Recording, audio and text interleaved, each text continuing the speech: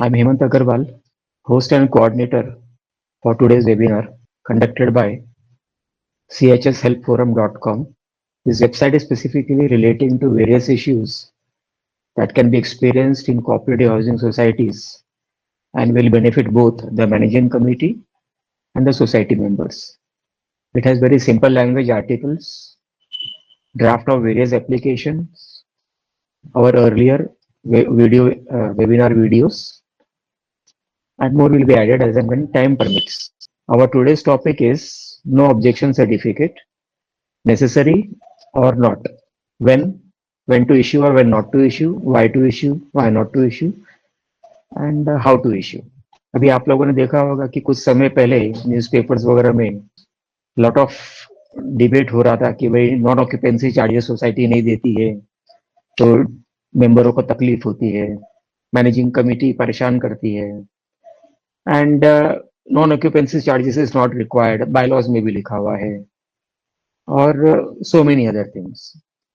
So as a general discussion, we before calling the keynote speaker, I'll just like to say कि अगर NOC नहीं देना है तो क्यों नहीं देना है, और अगर देना है तो किस चीज के लिए देना है.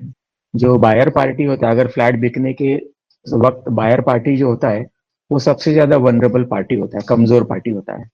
इज ब्लाइंडेड बाय प्राइस, आंखें बंद करके जो अगर उसको अच्छा रेट मिलता है तो वो ले लेता है, उसे पसंद आता है, लोकेशन पसंद आता है, वातावरण पसंद आता है, सी फेसिंग प्रॉपर्टी है उसके लिए पसंद आता है उसको, और वो टिपिकली काफी चीजों को क्रॉस चेक करने से नहीं करता है वो, और बाकी जो रिलेटेड डॉक्यूमेंट से पहले के उस प्रॉपर्टी के वो भी चेक नहीं करता है. बेचने वाला यानी seller party wants to sell by any hook और क्रुक मेथड, उसको बेचना है, उसको वहां से निकल जाना है. एक बार वो वहां से निकल जाता है तो उसका सोशल रिस्पॉन्सिबिलिटी, सोसाइटी का रिस्पॉन्सिबिलिटी खत्म हो जाता है, ऐसा वो सोचता है. वो तो ये सोच के, जो बेचने वाला है वो ये भी सोच के बेचता है कि मेरे पास डॉक्यूमेंटेशन नहीं है तो भी मैं बेच दूंगा, पैसा ले लूं और अपना काम करते हुए निकल जाऊं. प्रॉपर्टी डिस्प्यूट में है विथ नोन और अननोन पार्टीज तो भी वो बेच देता है. उसने अगर किसी पार्टियों से वेरियस पैसा भी ले रखा है, प्राइवेट पार्टी से या लेंडर पार्टी से, तो भी वो बेच देता है. टिपिकली जो एनओसीज के लिए जो एप्लीकेशंस आती हैं सोसाइटियों में, वो किस किस चीज के लिए आती है कि भाई सेल करना है मुझे, तो उसे सेल करना है तो बायलॉ में फॉर्म है, फॉर्म नंबर 20 ब्रैकेट 2, परचेजर है तो परचेजर का कंसेंट लेटर चाहिए 20 ब्रैकेट, जो बेचने वाला है उसे देना है 20 ब्रैकेट 1 में, और जो लेने वाला है परचेजर है उसे देना है फॉर्म 20 ब्रैकेट 2 पे. फिर कई लोग लीज पे देते हैं या फ्लैट लॉन्ग टर्म के लिए, तो उसके लिए भी एनओसी लेना है या नहीं लेना है, जैसा जो वो डिसाइड आप करेंगे कि लेना है या नहीं लेना. आज वी आर ओनली डिस्कसिंग, आज हम चर्चा करेंगे कि ये होना चाहिए या नहीं होना चाहिए, कानून में बदलाव लाना चाहिए या नहीं लाना चाहिए. मंत्री साहब ने बोला है कि एनओसी की जरूरत नहीं है, तो ये हम लोग को सोचना है कि, या मैनेजिंग कमेटी को सोचना है कि एनओसी की जरूरत है या नहीं है. मैं सोसाइटी का ट्रस्टी हूँ, मैनेजिंग कमेटी सोसाइटी का ट्रस्टी है, केयरटेकर है, एडमिनिस्ट्रेटर है, गवर्निंग बॉडी है, तो उसे ये सब चीजें रिस्क लेना है या नहीं लेना. मॉर्गेज, अगर फ्लैट को मॉर्गेज करना है तो सोसाइटी का एनओसी लेना है या नहीं लेना है. अगर आपको गैस गैस का कनेक्शन चाहिए तो उसका एनओसी लेना ही नहीं लेना है. पासपोर्ट के लिए चाहिए, स्कूल के लिए चाहिए, there are so many other things. पिछले दफा हमने आपको ये भी बताया था कि नॉमिनी यानी प्रोविजनल मेंबर अपना फ्लैट बेच देता है. मैंने अभी शुरू में बताया कि जो खरीदार पार्टी है वो इग्नोरेंस में खरीदता है. 99% of the buyer parties buy the property out of ignorance. उसको ऐसा नहीं लगता है कि थोड़े बहुत पैसा खर्चा करके एक प्रॉपर्टी लॉयर को सारे पेपर्स दिखाए जाए, उससे पेपर की स्क्रूटनी करा के देखा जाए कि ये प्रॉपर्टी में कोई लेकुनस तो नहीं है, कोई जैसे बॉम्बे की भाषा में बोलते हैं लोचा तो नहीं है, एंड सो सारे डॉक्यूमेंट्स ठीक ठाक है या नहीं. ये सब चीजें देखने वाली चीज है. ये भी देखने वाली चीज होती है कि एक फ्लैट ओनर है अनिल भाई, अब उसके अनिल भाई के गुजरने के बाद में उसके फैमिली मेंबर ये कोशिश करते हैं कि फ्लैट बेच दें. आपस में डिस्प्यूट है, 4 जने फैमिली में, उसमें से 2 सोचता है कि मेरे पास तो एक बायर खड़ा है, तैयार खड़ा हुआ इस चीज को बाय करने के लिए, वो डिस्प्यूटेड फ्लैट समझ के बाय करने को 10% कम में फ्लैट का मैं बेच सकता हूँ उसे, या आपस में ही फ्लैट ट्रांसफर करने का सोच सकते हैं। अब मैनेजिंग कमेटी को फ्लैट ट्रांसफर के वक्त ये देखना होता है कि बेचने वाला डिफॉल्टर तो नहीं, उसका कोई ठग बाकी, आउटस्टैंडिंग ड्यूज तो नहीं बाकी है सोसाइटी के प्रति। ये देखना है कि जो बेचने वाला है वो डिप्यूटी रजिस्ट्रार कोऑपरेटिव सोसाइटी के अंतर्गत कोई रिकवरी नोटिस से तो नहीं परेशान है, या उसके ऊपर रिकवरी नोटिस तो नहीं लागू की हुई है, यानी सेक्शन 88 में दिया हुआ है वो। फिर बाकी लीगल नोटिस हैं फ्रॉम स्टैट्यूटरी अथॉरिटीज है, कोई रिस्ट्रेनिंग नोटिस है क्या, कोई स्टे नोटिस है क्या, जैसे जीएसटी हो गया, इनकम टैक्स हो गया, वगैरह वगैरह। तो ये सब के बगैर एनओसी या फ्लैट बेचने लेना देना है या नहीं है, ये सब सोचने वाली बात है। उस फ्लैट के विरुद्ध में कोई कोर्ट केस तो नहीं पेंडिंग है किसी भी अधिकारी का, या कोई प्राइवेट लेंडर का, या बैंक का, या और कोई अधिकारी का। कई बार क्या होता है कि फ्लैट ओनर्स के यंग कपल है या मिडिल एज कपल भी है, उनके डिवोर्स प्रोसीडिंग्स वगैरह पेंडिंग होते हैं कोर्ट में, तो प्रॉपर्टी का बंटवारा कैसे करना है, वो सब चीज का है, नोटिस आके पड़े हुए हैं। तो उस सूरत में फ्लैट को लेना बेचना चाहिए या नहीं चाहिए। पार्टीशन सूट पेंडिंग पड़े होते हैं फैमिली मेंबर्स के बीच में, और पार्टीशन सूट पेंडिंग है, सब जुडाइज मैटर है, तो भी फ्लैट बेचना चाहिए या नहीं चाहिए। और बेच दिया ऐसे बिगर एनओसी के, जैसे कई चर्चा चल रही है कि एनओसी की जरूरत नहीं है, और लेने वाला बेच के आ जाता है, खरीदने वाला बेच के आ जाता है, एग्रीमेंट दिखा देता है, सब कुछ हो जाता है, और बाद में ये पता चलता है कि भाई जीएसटी का तो 1.5 करोड़ उस फ्लैट पे बकाया बाकी है, ड्यूज बाकी है। तो फर्स्ट जो रिकवरी का राइट है वो गवर्नमेंट स्टैट्यूटरी अथॉरिटीज का होता है, उसके पहले राइट होता है बैंक्स का, मनी लेंडर्स का सरफेसी एक्ट में। फिर स्टैट्यूटरी अथॉरिटीज हो गई, जैसे जीएसटी हो गया, जैसे इनकम टैक्स हो गया, जैसे असेसमेंट डिपार्टमेंट प्रॉपर्टी टैक्स का हो गया, जैसे रेवेन्यू डिपार्टमेंट एनी टैक्स का हो गया, वगैरह वगैरह। There are so many other dues of the government for which they may issue a restraining notice और a stay order notice to the society कि इस फ्लैट को फर्दर ट्रांसफर ना किया जाए। और ये सबको इग्नोर करते हुए अगर आप मेंबर ये बोलता है कि नहीं भाई हमें तो एनओसी जरूरत नहीं है, वो मंत्री भी वैसे ही बोलता है, वो लीगल टीम कोई ऑफिस का है वो भी वैसे ही बोलता है कि नहीं नहीं एक्ट में तो लिखा हुआ है कि एनओसी की जरूरत नहीं है, आप लोग क्यों पूछ रहे हो वो सब चीज के लिए। ये सारा डिस्प्यूट होने के बाद में एनओसी की जरूरत है या नहीं है, ये सोच विचारनी है। हमने आदरणीय एडवोकेट केतकी मैडम को इनवाइट किया आज के वेबिनार के लिए, वो पहले भी आ चुकी हैं अपने पास में। She is a lawyer, she does many criminal cases and civil cases and fights in up to high court also and other courts also. So she will now be briefing you all about all these issues and further many other further issues also. So with our permission of our participant friends, I invite Advocate Ketki Madam to share her knowledge on all these issues and further other issues. Welcome, Ketki Madam. Please go ahead. Thank you. Thank you, Welcome. Hemant sir, and a very, very warm welcome to all the lovely audiences on this group. I hope I can be seen now properly on the camera. So, see, now, as rightly said by the Honorable host, there has been a storm of conflict in views given by various people all around Maharashtra after our Honorable Housing Minister made a statement a few weeks back pertaining to a very vital and a very tricky subject called NOC, which we refer to as NOC in Cooperative Housing Society. So, to start with, today we are going to know where NOC is required, what is NOC, where it is required, where it is not required, where it can be waived off. So, this is very important. If you understand this concept properly, then there should be no worries, no issues in either you disposing of your property or buying a property or acting as an office bearer of your managing committee. There will be no confusion. So, to start with, first is let us understand what is a cooperative housing society. A cooperative housing society is a membership based local illegal autonomous body made up of one or more residential units wherein a few members come voluntarily ahead to manage the day-to-day affairs for better administration and smooth functioning of the society in a proper democratic manner. Please note, I have used the word democratic manner, and we are staying in a democratic nation. So, the cooperative society also has to be administered in a democratic manner. Such a well registered cooperative housing society is a legally established body entity which is owned by its members or founder residents for their common needs. Now, what is the difference between a regular housing society and a cooperative housing society? Let us first understand that.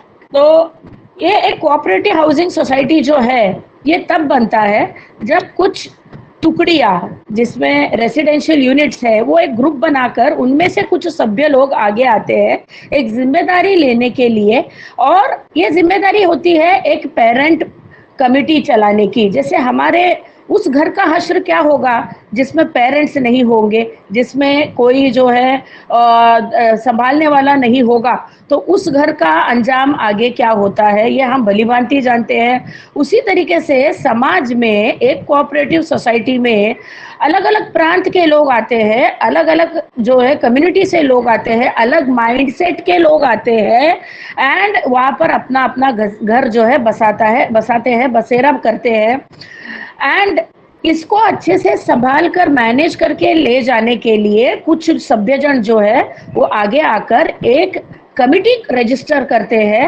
And they undertake the responsibility, वो जिम्मेदारी लेते हैं उस society को अच्छे से जो है प्रॉपर एडमिनिस्ट्रेशन से संभालना। जब जब उसको ज़रूरत है उस समय इन लोगों का जो है सामर्थ्य का सपोर्ट आगे आता है। समझ लो बिल्डिंग कुछ साल के बाद पुरानी हो गई, उसको फिर से रिनोवेट करना है, रिपेयर करना है, कौन करेगा? ये एक रजिस्टर्ड कमिटी करती है which is formed by which is called as the managing committee, and the key members of the managing committee, they are actually acting as the parents of the cooperative housing society, and they take care of the day to day needs and other affairs and administration of the society. Now, हमने कहा अभी कि housing society अलग है और cooperative housing society अलग है। ऐसे क्यों? तो हाउसिंग सोसाइटी का क्या होता है कि उनके अपने खुद के रूल्स होते हैं, वो अपने रूल के हिसाब से चलाएंगे।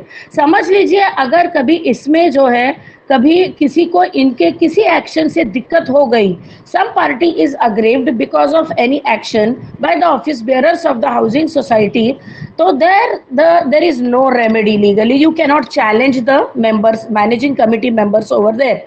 But the cooperative housing society is going as per, functioning as per the rules, acts, bylaws led under the Maharashtra Cooperative Societies Act.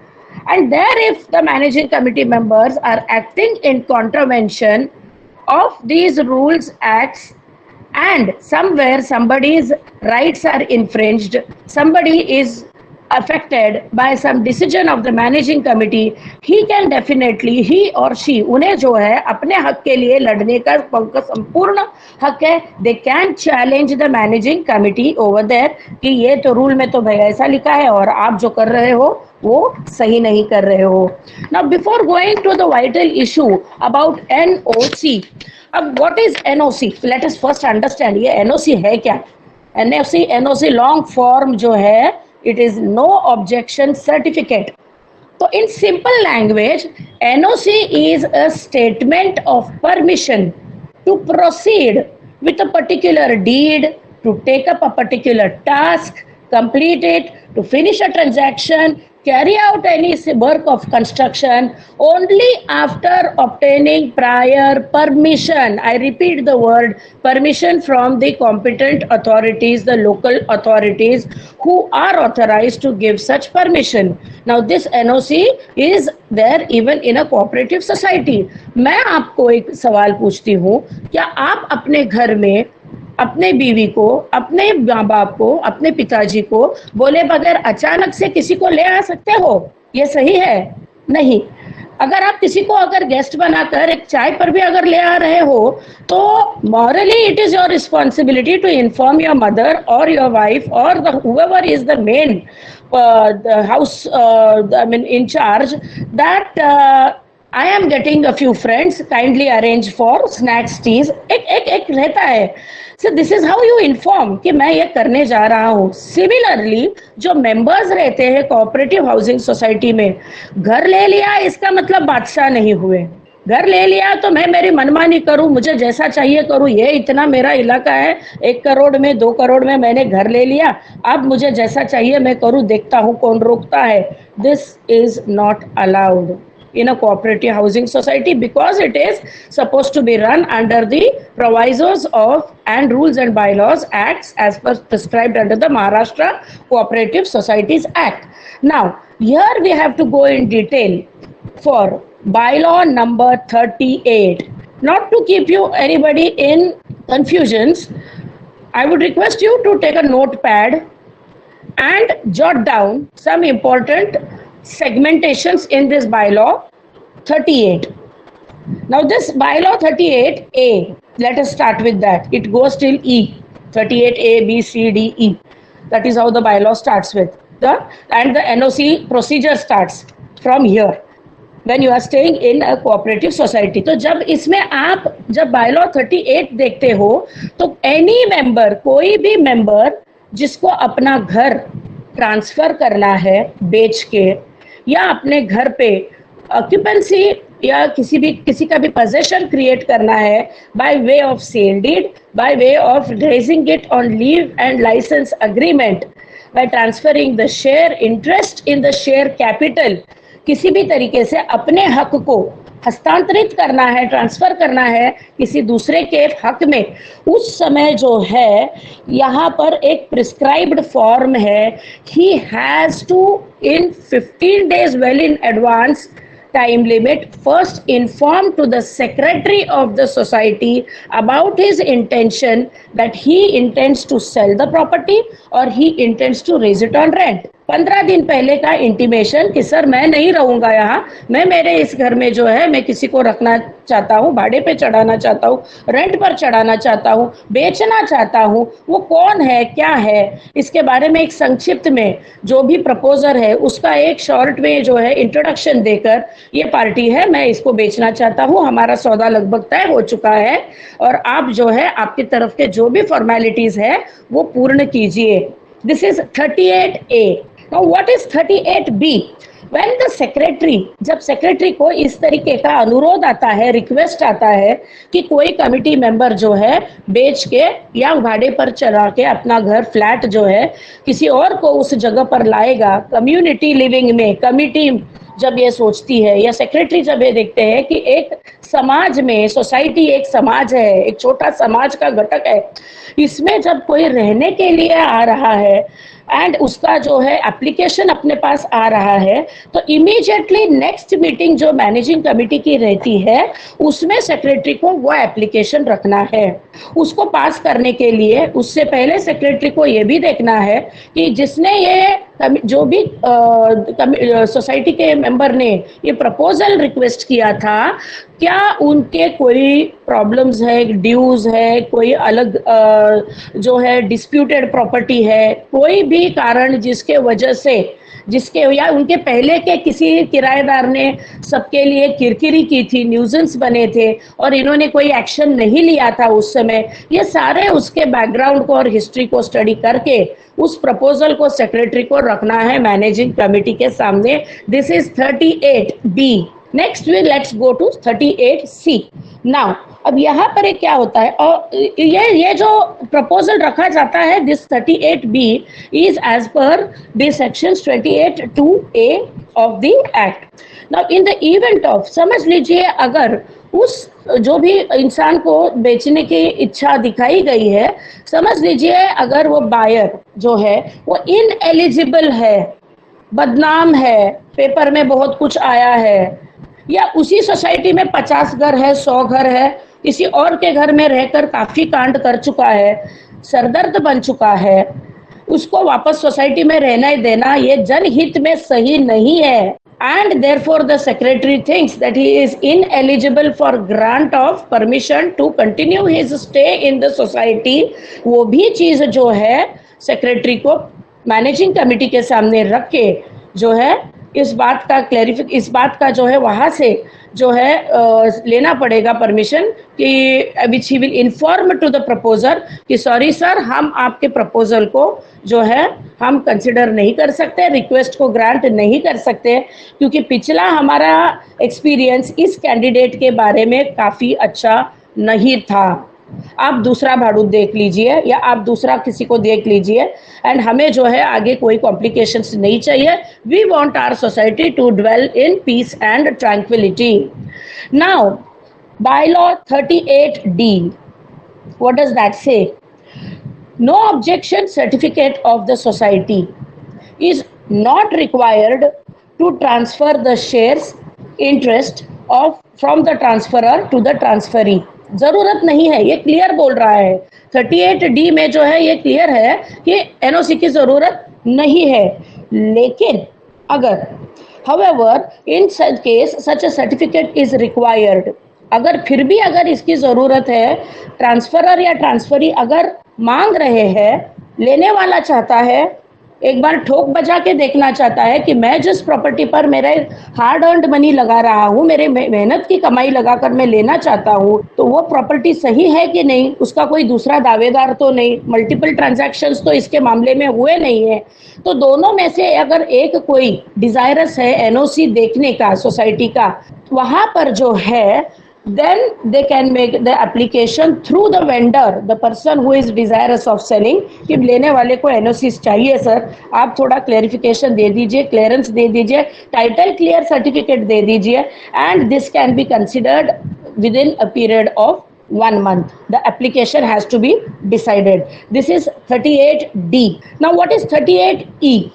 38E bylaw में जो है सारे पेपर्स जो भी आपको सेल ट्रांजैक्शन में करने हैं उसमें सब कुछ आ गया, बहुत कुछ आ गया है। Stamp paper, stamp registration procedure, sale deed आ गया एंड मेनी थिंग्स, लेकिन उसमें कहीं पर भी एनओसी मैंडेटरी नहीं बोला गया है। एनओसी मैंडेटरी 38E में नहीं बोला गया, but in sub clause 10 to 38E, please jot down, 38E sub clause 10 very clearly says कि अगर फाइनेंशियल इंस्टीट्यूट से लोन लेना है, खरीदने वाले के पास समझ लीजिए 2.5 करोड़ का फ्लैट है, 1.25 करोड़ उसके पास है, 75 लाख का लोन लेना है उसे, वो बैंक को अप्रोच करता है, तो जिस घर को देखकर बैंकिंग इंस्टीट्यूशन उसको देना चाहेगी लोन, वो तो बोलेगी ना पेपर्स दिखाइए क्या है, किसी ने पहले से तो नहीं उठाया, किसी दूसरे बैंक में घर गिरवी तो नहीं रखा गया, क्योंकि घर अगर गिरवी रखा है तो डेफिनेटली शेयर सर्टिफिकेट भी बैंक उस पर्टिकुलर फाइनेंशियल इंस्टीट्यूट के पास पहले से ही है। तो लोचे वाले, जैसे हेमंत जी ने अभी सही कहा कि लोचे वाले प्रॉपर्टी में जो है बैंक भी फाइनेंस करने नहीं आएगा। यहाँ पर जो है एनओसी सोसाइटी का मांगा जाता है ये देखने के लिए कि सोसाइटी क्लीन है, क्लियर टाइटल सोसाइटी है कि नहीं। अब इस कंटेक्स्ट में we will first have to consider 2 very important Latin phrases which is an onus not upon the seller. जैसे कि अभी rightly said by Hemant ji, seller को तो बस बेचना है, पैसा करके जाना है, अपना अपना उसको जो है पिंड छुड़ाना है कहो अपने प्रॉपर्टी से, और अपना कहीं पर और इन्वेस्ट करना होगा, तो उसको पड़ी नहीं है ज्यादा कुछ पूछने की। वो तो यही देखेगा ब्लैक कितना मिल रहा है, व्हाइट कितना मिल रहा है, और मैं कितने जल्दी से यहाँ से निकल रहा हूँ, बस मुझे यहाँ पर अपना प्रॉपर्टी रखना नहीं है। लेकिन it is onus, it is the responsibility of the person who is investing in the property, either for his personal purpose or for his you can say residential purpose, उनको ठोक बजाकर देखना है कि ये प्रॉपर्टी मेरे लेने लायक है कि नहीं। तो this has a relevancy to 2 Latin phrases. First is caveat emptor. Now the meaning of this phrase here is buyer please be aware, cautious, Be careful.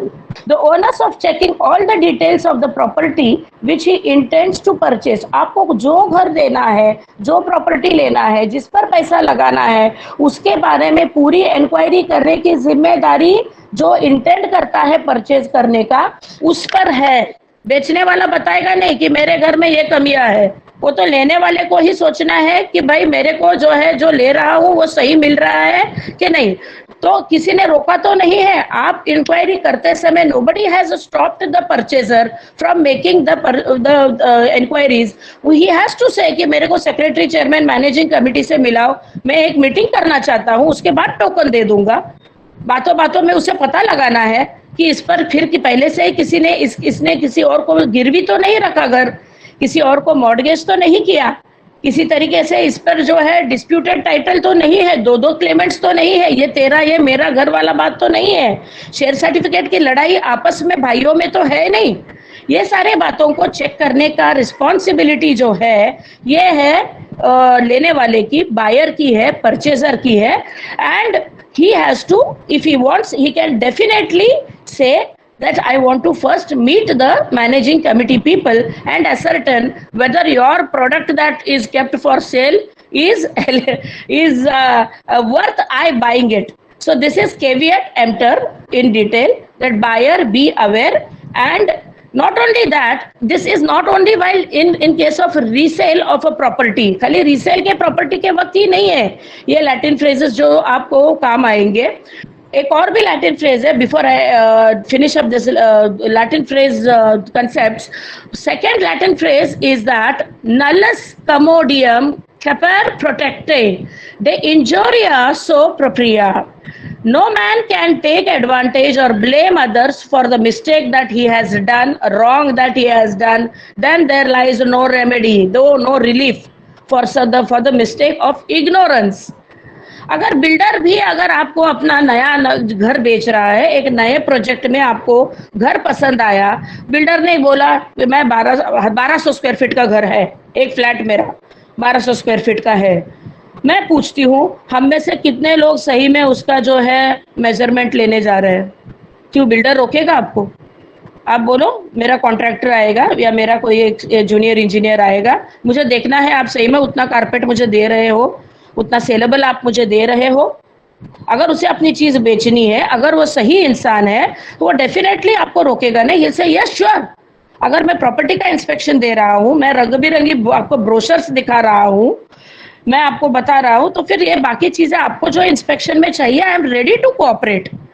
तो हम में से कोई भी जो है ये नहीं करते, हम सिर्फ ये देखते हैं ब्रोशर कितना अच्छा है, पूल है, गार्डन है, इसमें मेरा घर अच्छा बनेगा, मैं सोफा इधर रखूं, मेरा टेलीविजन इधर जाएगा, मेरा बेडरूम ऐसा बनेगा।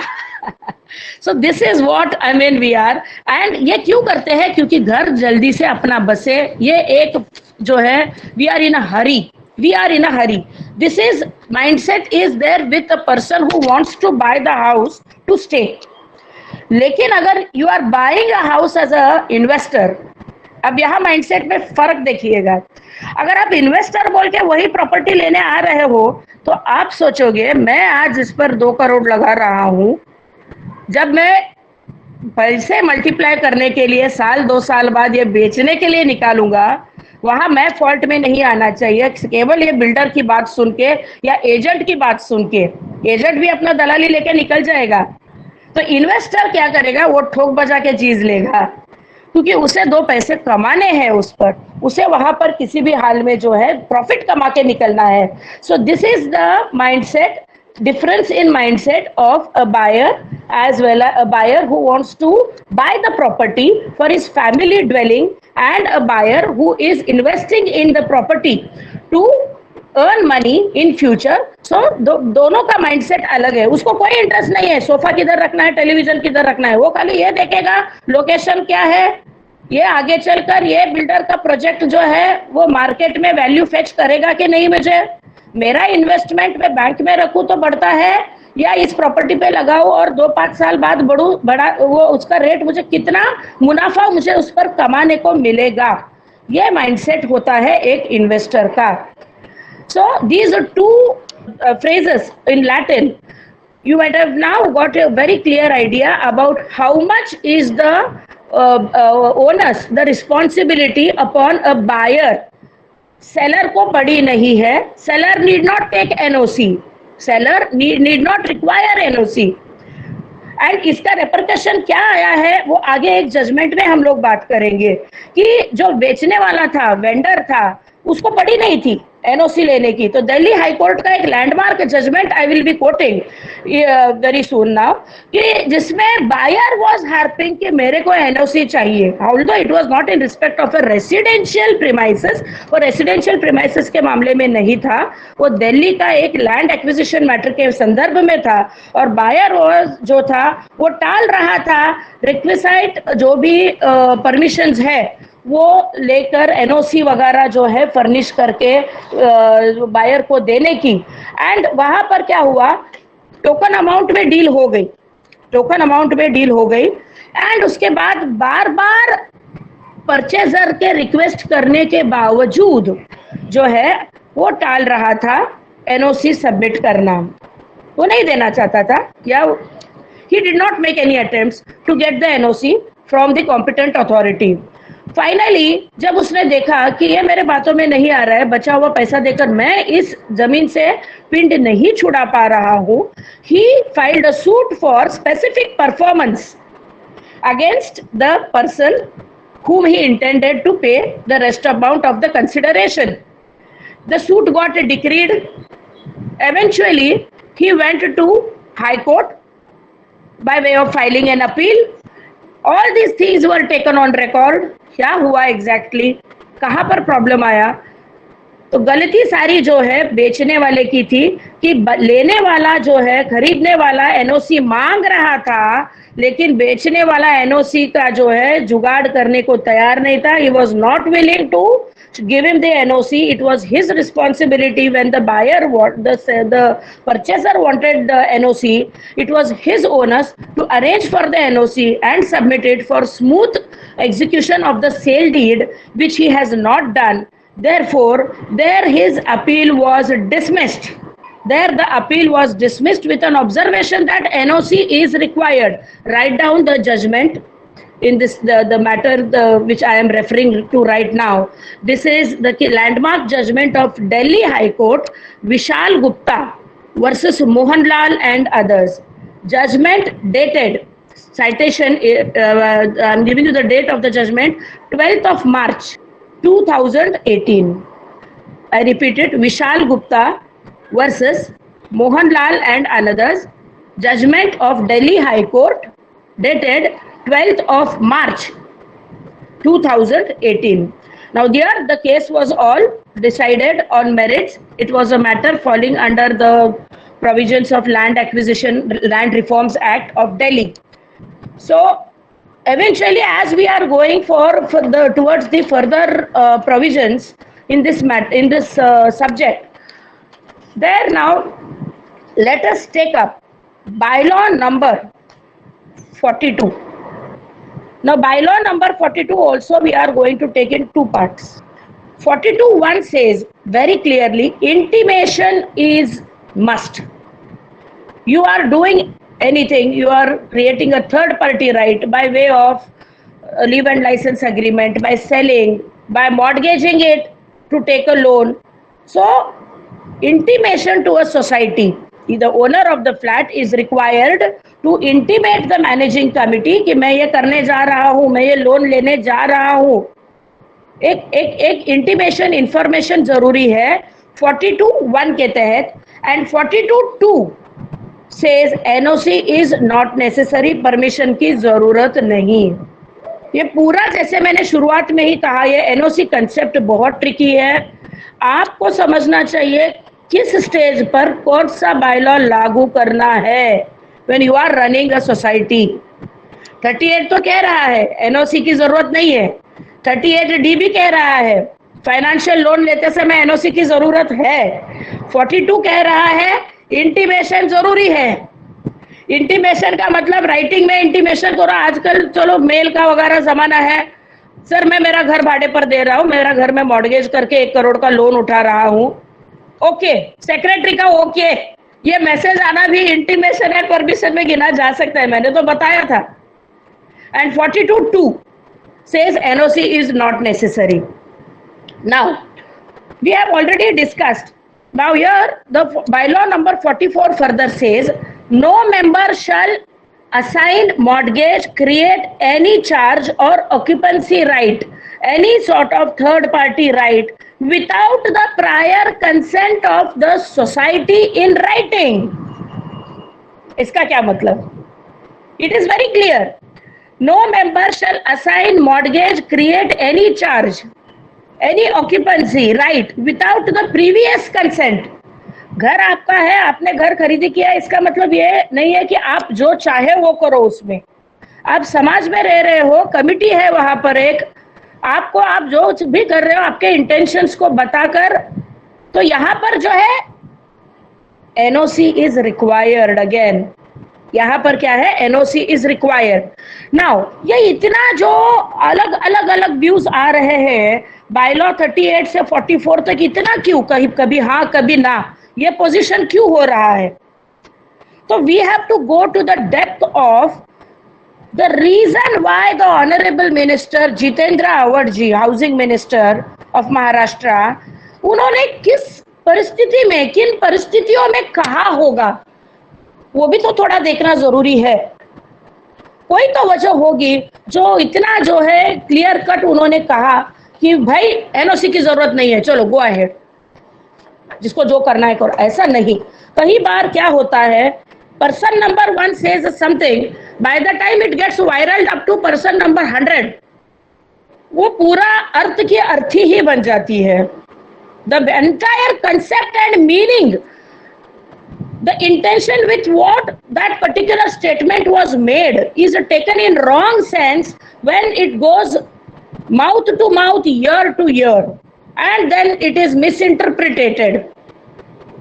So let us discuss the honorable minister's statement here in detail. अगर कहा है तो क्यों कहा होगा, ये हमें सोचना जरूरी है.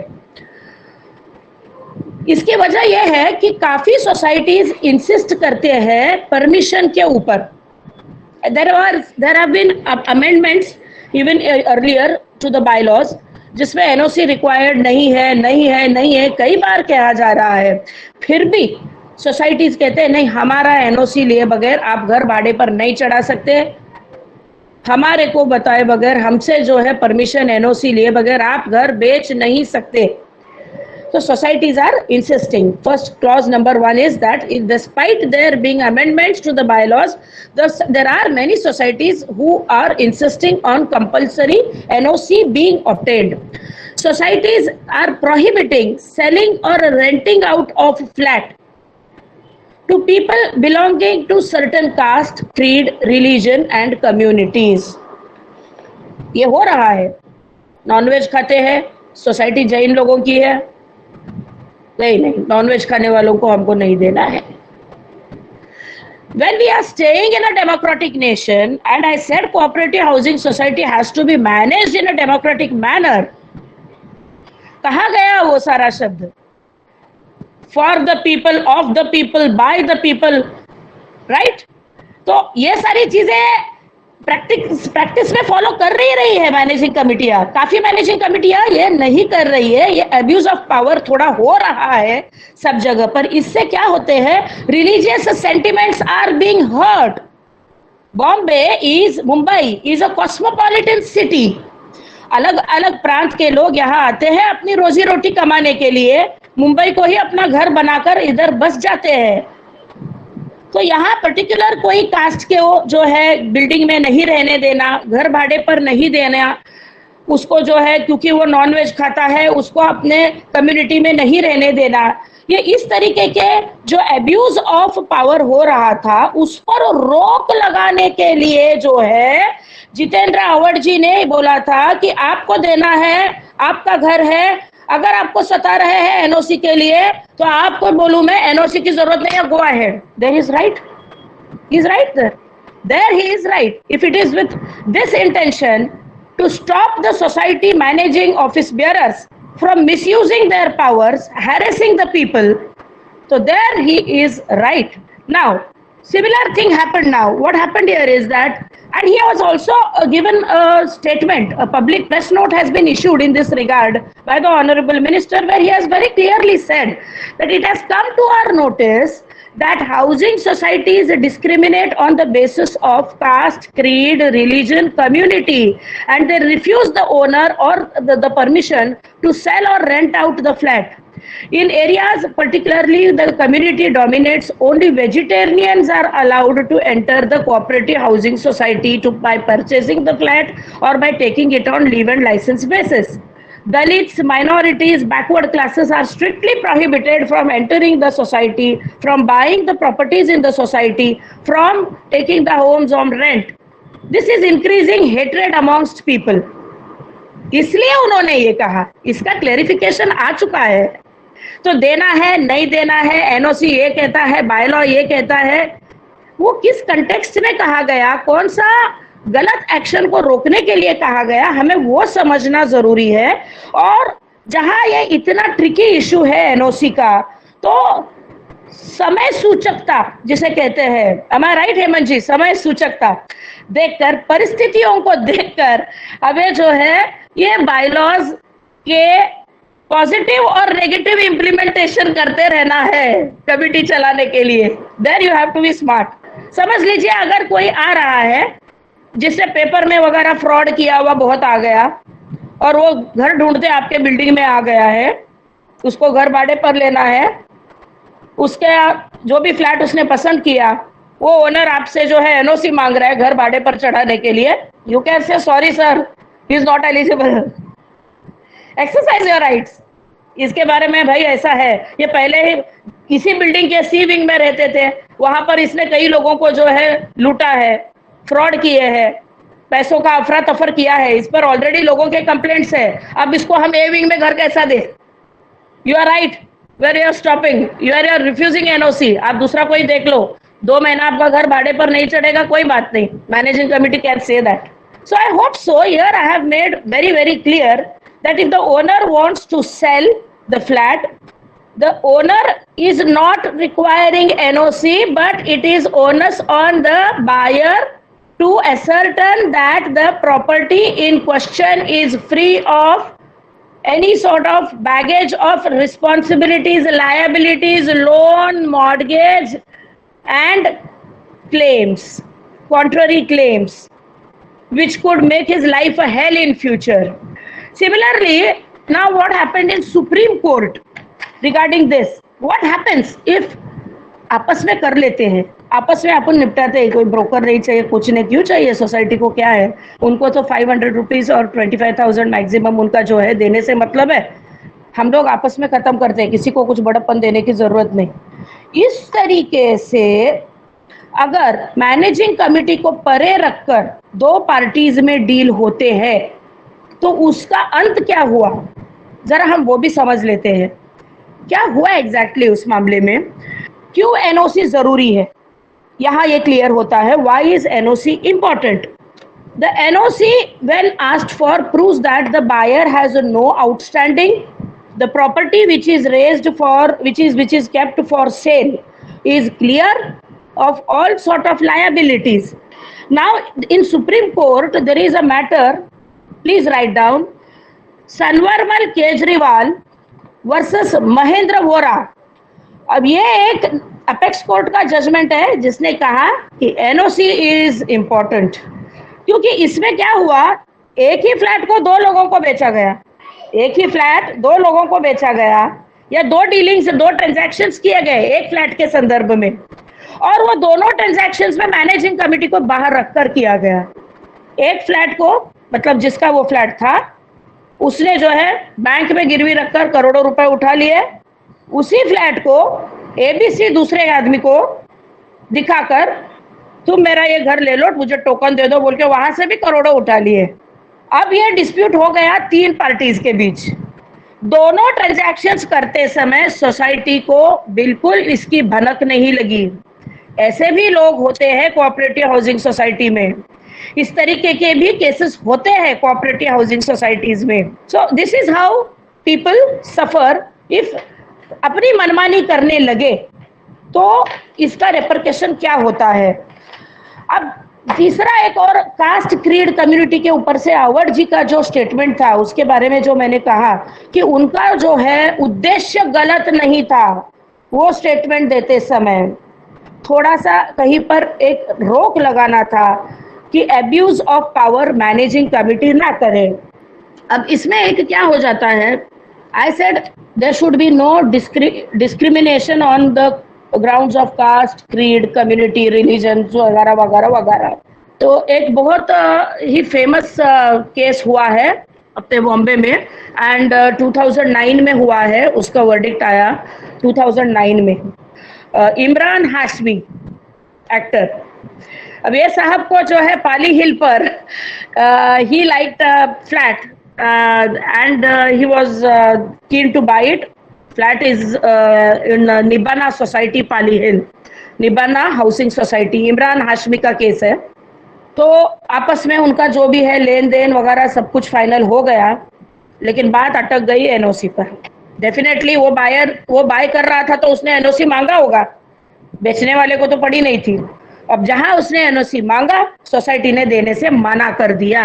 अब यहाँ पर जो है इस तरीके के मामले में जो है एनओसी जो है मैटर कोर्ट तक जाने के बाद कोर्ट ने कहा एनओसी की जरूरत नहीं है, don't bag for NOC, proceed with the deal, if you have like the flat go ahead and finish it.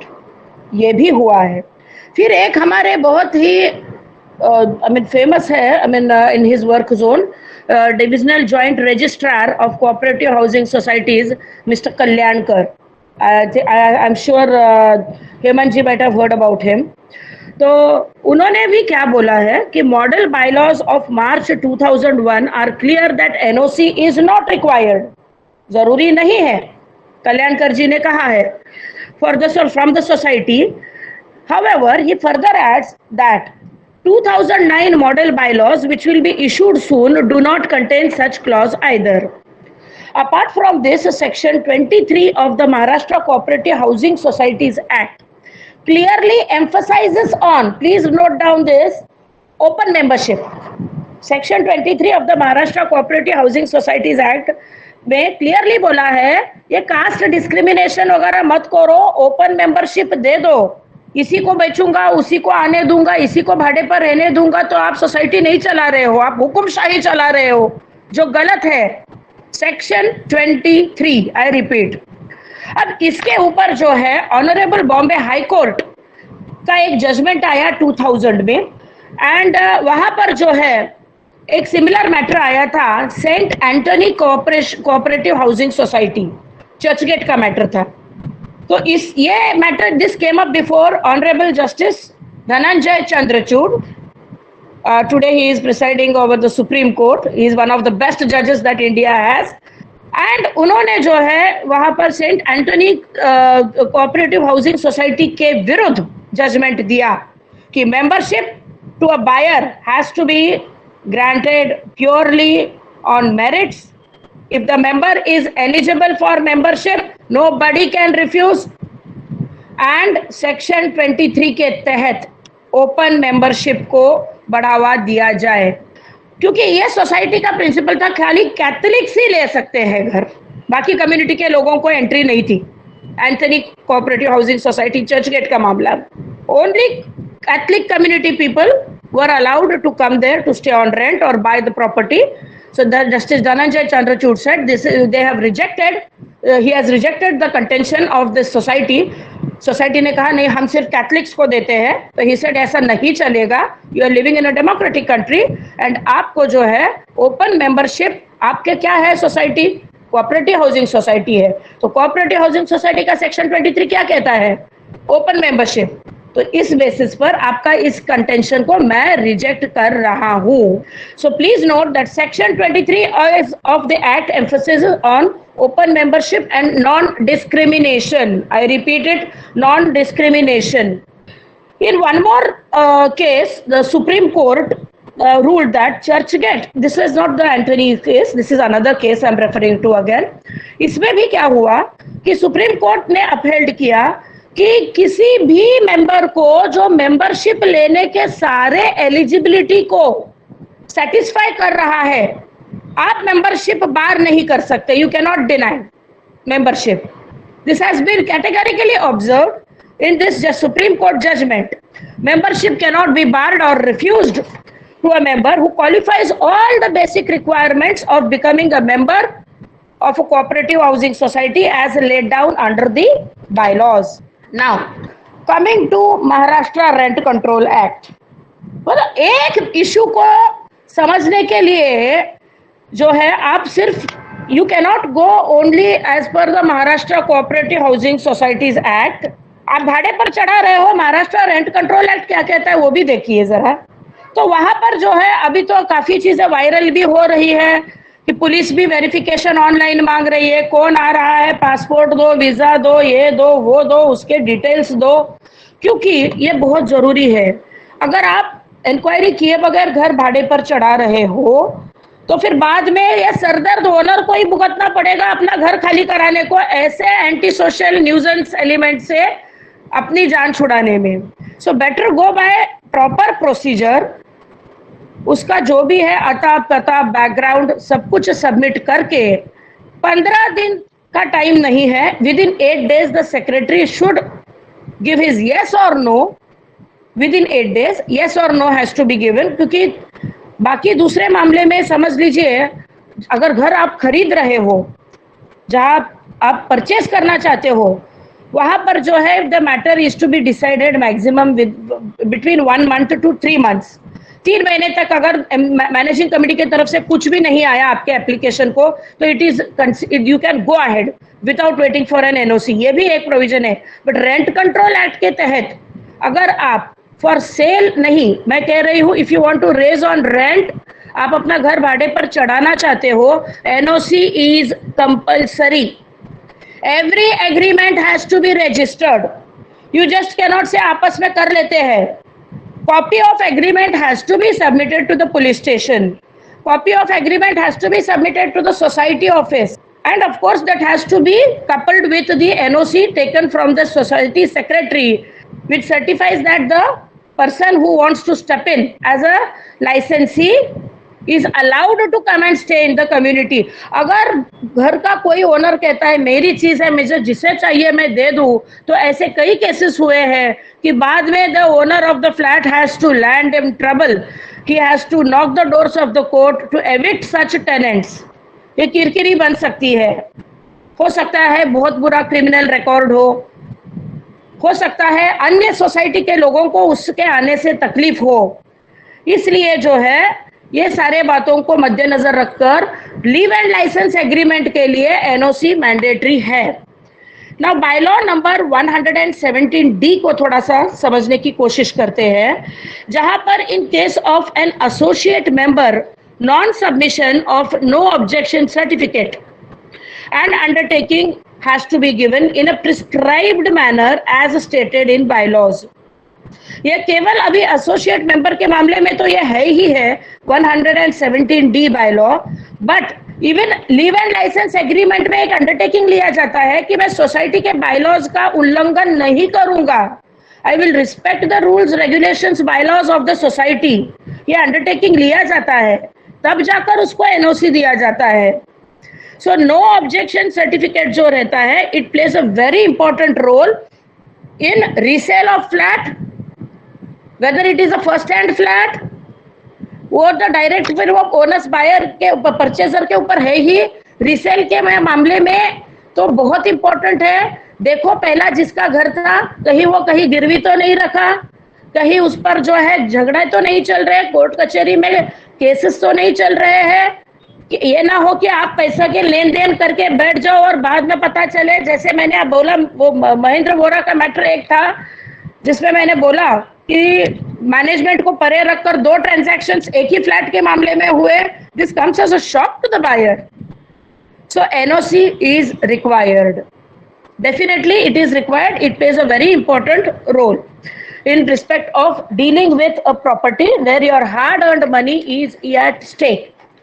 Now, guidance regarding issuance of NOC by cooperative housing society. This is something very important. Prima facie, no objection certificates are required by the members of the society for various purpose. किसी को घर बेचने के लिए चाहिए, किसी को घर जो है भाड़े पर चढ़ाने के लिए चाहिए, किसी को लोन लेने के लिए चाहिए, कोई पैसे की दिक्कत आ गई है तो वो ऐसे ही बिना बताए मेरा घर है बोल के जाके नहीं कर सकता। वहाँ पर भी एनओसी लेने के लिए सोसाइटी के सेक्रेटरी को मिल के एक आपको देना है एप्लीकेशन कि मैं लेना चाहता हूँ लोन, मेरे को पैसे की ज़रूरत है। आप लोग मैनेजिंग कमेटी के लोगों के ध्यान में मैं डालकर आपको जो है मेरे को एनओसी दे दीजिए ताकि मेरा लोन का काम जल्दी हो जाए। मांगने का एक तरीका होता है, मांगने में गलत नहीं है, बता कर लेना ये कभी भी अच्छा। बाद में ये ना हो कि आपने करोड़ों रुपए का लोन उठा लिया, वो फेड ना पाए, उसके बाद अटैचमेंट का ऑर्डर लेकर वो बैंक आ गया और बाद में वो समन्स, वो अटैचमेंट वारंट वगैरह देखकर जो है सेक्रेटरी हक्के बक्के रह गए, मैं तो रोज इधर बैठ रहा था, ये घर गिरवी चढ़ा कब। This must not happen. Therefore NOC के ऊपर गाइडेंस है कि भले आपको दूसरे किसी का सेकंड हैंड, मैं बोल रही हूँ रीसेल में घर लेना हो, आपको घर भाड़े पर चढ़ाना हो, आपको लोन लेना हो, आप ये नहीं कह सकते कि मेरे को एनओसी की जरूरत नहीं है। NOC is required. एनओसी अगर हैरेसमेंट का विषय बन रहा है then NOC is not required in a nutshell. Jitendra Awadh ji के स्टेटमेंट को मंथन करके अगर अच्छे से देखा जाए तो अगर वो किसी के लिए तकलीफ दे रही है वो एनओसी सब्जेक्ट, तो वहां पर जो है आप गो अहेड करो, आपको पार्टी सही लगी आप बेचो, आपको पार्टी सही लगी आप घर भाड़े पर चढ़ाकर अपना इनकम जनरेट करना शुरू करो। लेकिन एनओसी नहीं लेने के रेपरकशंस क्या है वो भी मैंने क्लैरिफाई कर दिया है। Can a no objection certificate given once be withdrawn? Very important question. You cannot revoke the NOC once it is executed. जो एक बार अधिकार में आ गया, ऑपरेशनल हो गया एनओसी, उसको बाद में तुम देने दिया हुआ चीज जो है बाद में मैनेजिंग कमेटी उठ के नहीं बोल सकती नहीं नहीं नहीं मैं रिवोक कर रहा हूँ, मुझे तब मालूम नहीं था मैंने दे दिया, हम मैनेजिंग कमेटी ने दे दिया। तो मैनेजिंग कमेटी पर भी ये जिम्मेदारी है जब सोसाइटी चला रहे हैं कि क्या कर रहे हो, किसको दे रहे हो, कौन भाड़े से आ रहा है, कौन घर दूसरा रिसेल में ले रहा है, किस चीज के लिए मॉर्गेज रखा जा रहा है, ये सारे एंगल्स को एसर्टन करके एनओसी को एग्जीक्यूट करने का परमिशन देना, ये ओनर्स टोटली जो है मैनेजिंग कमेटी के ऊपर है। सीधे सीधे किसी ने मांगा और उठाकर दे बोलने को वो कोई खिलौना नहीं है। It matters a lot for the buyer, for the purchaser, for the buyer, for the bankers, for the secured and secured creditors. Bank भी तो कुछ कोलैटरल रखना चाहेगी आगे। शेयर सर्टिफिकेट दाव पे लगते हैं सोसाइटी के कई बार इस तरीके के ट्रांजैक्शंस होने से। बिना कोई ठोस कोलैटरल के करोड़ों का लोन तो नहीं देगी बैंक। Am I right? तो प्रोसेस जहां पर जो आपको फॉलो करना है वो करना ही है। Now let us also take into consideration this, I have already stated कि बायलॉ नंबर 44 में क्लियरली है consent has to be taken, consent not NOC, consent word I am using, has to be taken in writing, it can not be verbal. Consent is must, it has to be in writing. No member of the society shall assign mortgage or create any charge, any third party right, any sort of occupancy right in the flat without previous written permission of the society, says bylaw 44. तो इसका क्या मतलब हुआ? Bylaws are very clear. समय सूचकता देखकर, परिस्थिति को देखकर, जहां पर आपको जो एक्शन लेना है, एक्ट को, बायलॉ को कैसे यूज करना है, ये मैनेजिंग कमेटी को समझना जरूरी है। बस कोई बोल रहा है नॉट ये इसका मतलब जो है अवध जी ने बोल दिया है तो अब हम लोगों को जो है मैनेजिंग कमेटी की जरूरत नहीं है। क्या कर लेगा सेक्रेटरी, क्या कर लेंगे chairman? No no no no, जरूरी है। मैंने क्या कहा? The society without good office bearers is no less than an orphanage.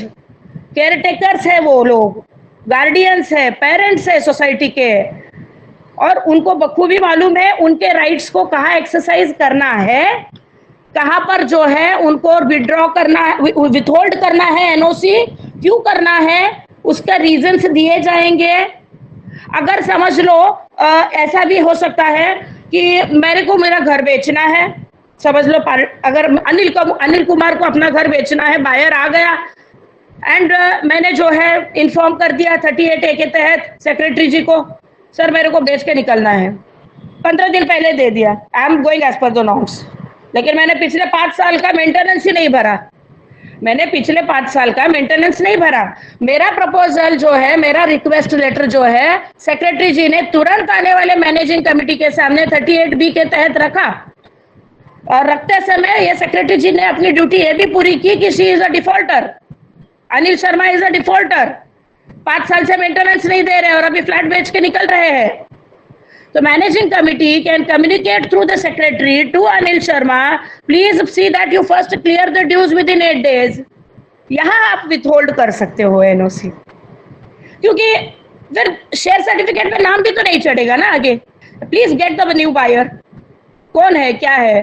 तो ये दोनों तरफ से बात इशू को खंगालने की बहुत जरूरत है, ये देखने के लिए कि क्लियर ट्रांसपेरेंसी है कोई भी डील में, ट्रांजैक्शन में। Now restriction on transfer of share of interest of a member under section 154B7 subject to the provisions of this MCS Act, in case of a housing society, no transfer of share or interest of a member in his occupancy right except the transfer of his heir or nominee shall be effective unless the dues of the society are cleared। 10 साल का maintenance भरा नहीं है, आप बोल रहे हो मेरे शेयर्स जो है मेरे बेटे के नाम कर दो, ये कर दो, वो कर दो, मेरे को घर बेचकर मैं जा रही हूँ, मैं मिस्टर पटेल को मेरा घर बेचकर जा रही हूँ, लेकिन 10 साल का वो कौन देगा। हर ड्यू को आपको क्लियर करना है, you have to go out with clean hands. कल को वो आने वाला आदमी ये न बोलेगा कि मुझे को तो बताया ही नहीं था कि इस घर के ऊपर इतना बोझा है, क्योंकि आप क्या करोगे एज अ मैनेजिंग कमिटी, उस फ्लैट के सिलसिले में आप हाथ धो के पीछे पड़ोगे नए बायर के, या तो नया बायर बोलेगा मैंने 2.5 करोड़ का घर ले लिया, अब शेयर सर्टिफिकेट पे मेरा नाम चढ़ाओ, आप बोलोगे पहले आपके फ्लैट के ड्यूज तो क्लियर करो। तो ये सारे कॉम्प्लिकेशंस आएंगे, इसलिए सोसाइटी के ऑफिस बेयरर्स को विश्वास में लेकर कोई भी डील ट्रांजैक्शन को अंजाम देना अत्यंत आवश्यक है, बहुत जरूरी है। ट्रांसपेरेंसी अगर नहीं रहेगी तो either of the party is going to be benefited, either of the party is going to be suffering, and this will only add stigma to the society। अरे उस सोसाइटी का ये घर मत लो, ऐसा है वैसा है। So ultimately you should understand the meaning, NOC जरूरी है। अब ये जो स्टेटमेंट अवध जी ने बोला, ये अभी तक एक स्टेटमेंट ही है, इसके ऊपर अगर एक प्रॉपर जीआर आता है जिसमें हम लोगों ने अभी जो बातें सुनी, कही, चर्चा की कि कहाँ पर एनओसी की जरूरत नहीं, कहाँ पर एनओसी की जरूरत है, ये क्लैरिफिकेशन वाला जीआर जो है ये पास होना बहुत जरूरी है, ताकि किसी तरीके के कंफ्यूजन से कोई भी सोसाइटीज ना चलाए। एक और लेटेस्ट जजमेंट आया है, अभी just latest, it was in last week if I am not wrong, where it was under Maharashtra registration rules 1961. The Bombay High Court has laid down the rules 4411 of Maharashtra registration rules। इसमें क्या है, fragmentation of land from the competent authority जहां होता है वहां पर you need not produce no objection certificate. अब जब बात नो ऑब्जेक्शन की हो ही रही है तो कहां कहां पर ये नो ऑब्जेक्शन के ऊपर कितने ऑर्डर्स आए हैं आप देख लीजिए, कितने जजमेंट्स हुए हैं। तो एक लेटेस्ट जजमेंट ये आया है, and circular is issued by the inspector general of registration and controller of the stamps on July in the month of last year 2021, 12th July को, based on rule 44(1)(I). Rule 44(1)(I) mandated enclosure of the permission from the concerned authority in view of section 8B of the Maharashtra Prevention of Fragmentation and Consolidation Holding Amendment Act 2015। तो यहाँ पर जो है sub registrar जो sale deed, transfer deed, fragmented land के मामले में रोकते थे, उसको जो है ये circular it has barred the sub registrar from registering any sale, transfer deed, and the no objection from the competent authority was not produced. So now one more last judgment before I conclude I would like to draw your attention to is a division bench of Justice R.D. Dhanuka and S.G. Mehre. In a judgment, they observed, this is the Aurangabad judgment, Aurangabad bench, please note that such act was, the rule was contrary to the section 34 of the Registration Act and expressly beyond the powers conferred upon under section 69 of the Registration Act. यहाँ पर क्या हो जाता है कि registration के लिए NOC जो है ऑब्टेन किए बगैर भी आप रजिस्ट्रेशन कर सकते हो, इसके ऊपर जो है ये डिवीजन बेंच का जजमेंट आ चुका है. I think we have discussed NOC to the maximum extent. We have explored all the angles to understand where it is to be used, how to be used, when to be refused, when not to be seeked, when not to be at the mercy of the managing committee, and when it is as a good member of the cooperative housing society to cooperate the managing committee and finish a clean deal, a transaction. If you are going for a resale of your property and you want to step out of the society and someone else is stepping in your shoes, so at that time certain things are mandatory and they have to be taken care of. Over to you, Hemanji. Thank you, Kirti ma'am. I'm obliged that you explained so many details. Thank you. To all our friends also, and I'm sure they must have found it useful. I will, Mr. Afzal Muhammad also wanted to say a few words on this topic. Yes, actually a great thanks to अपना केटकी जी जो बहुत अच्छे तरीके से उन्होंने explain किया and in detail. जहाँ तक मेरा एक्सपीरियंस है, मैं लोगों को यही सजेस्ट करता हूँ, whether it is the buyer और whether it is the seller, कि आप एक लॉयर को एंगेज करें, प्रॉपर्टी लॉयर को एंगेज करें. आपने देखा होगा कि बहुत सब एरिया में एक लिएजन ऑफिस होता है, उनके पास उनके कंप्यूटर में आप 150 रुपये से 250 रुपये तक का आपको स्टैंडर्ड एक एग्रीमेंट बनता है. तो लोग पैसा बचाने के लिए वो मतलब उनको अप्रोच करते हैं. हर एक प्रॉपर्टी की अपनी एक कहानी होती है और बैकग्राउंड होता है. तो इट इज वेरी इंपॉर्टेंट कि to safeguard as a buyer और एज अ सेलर वो सारी चीजें इनकॉर्पोरेट हो, सो दैट दोनों को तकलीफ नहीं हो. अभी आपको मैं बताऊं कि महाराष्ट्र में मेरे ख्याल से if I am not mistaken there are 3000 cooperative societies जो कलेक्टर लैंड के ऊपर हैं. अब ऐसा हो गया कि उनको लीज पे लैंड मिला, डेवलपर ने डेवलप किया और फ्लैट को बेचा. अब जब वो डेवलपर जब एग्रीमेंट बनाता है तो उस पर कहीं पर भी कोई जिक्र नहीं होता है कि background of the collectors land. तो इस ऐसे सिचुएशन में आपको अपने आप को सेफगार्ड करने के लिए इट इज वेरी इंपॉर्टेंट कि आप बायर हो या सेलर हो. बायर तो वैसे भी इंगेज करते ही है लॉयर को, बट कई बार ऐसा भी देखा गया है कि वो एजेंट्स लोग को अप्रोच करते हैं, 200 रुपए देते हैं, नाम चेंज किया और एड्रेस चेंज किया और आपका एग्रीमेंट तैयार. तो you need to engage a lawyer and वो जो भी उनका जो फीस होता है it is worth what you are spending.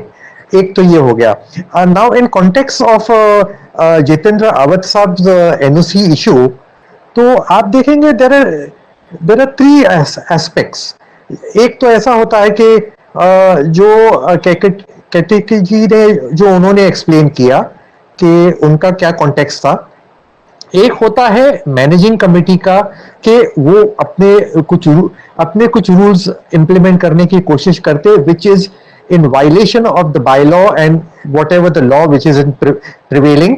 और आपको ये भी देखना होता है कि whether it is the buyer or whether it is the person who is coming on leave and license, उनके भी कुछ दिक्कतें होती है तो ऐसे सिचुएशन में अगर जैसे अपना केटिकी जी ने बताया कि अगर इलीगल तरीके से वो एनओसी देने से अड़चन डाल रहे हैं तो you can go without the NOC.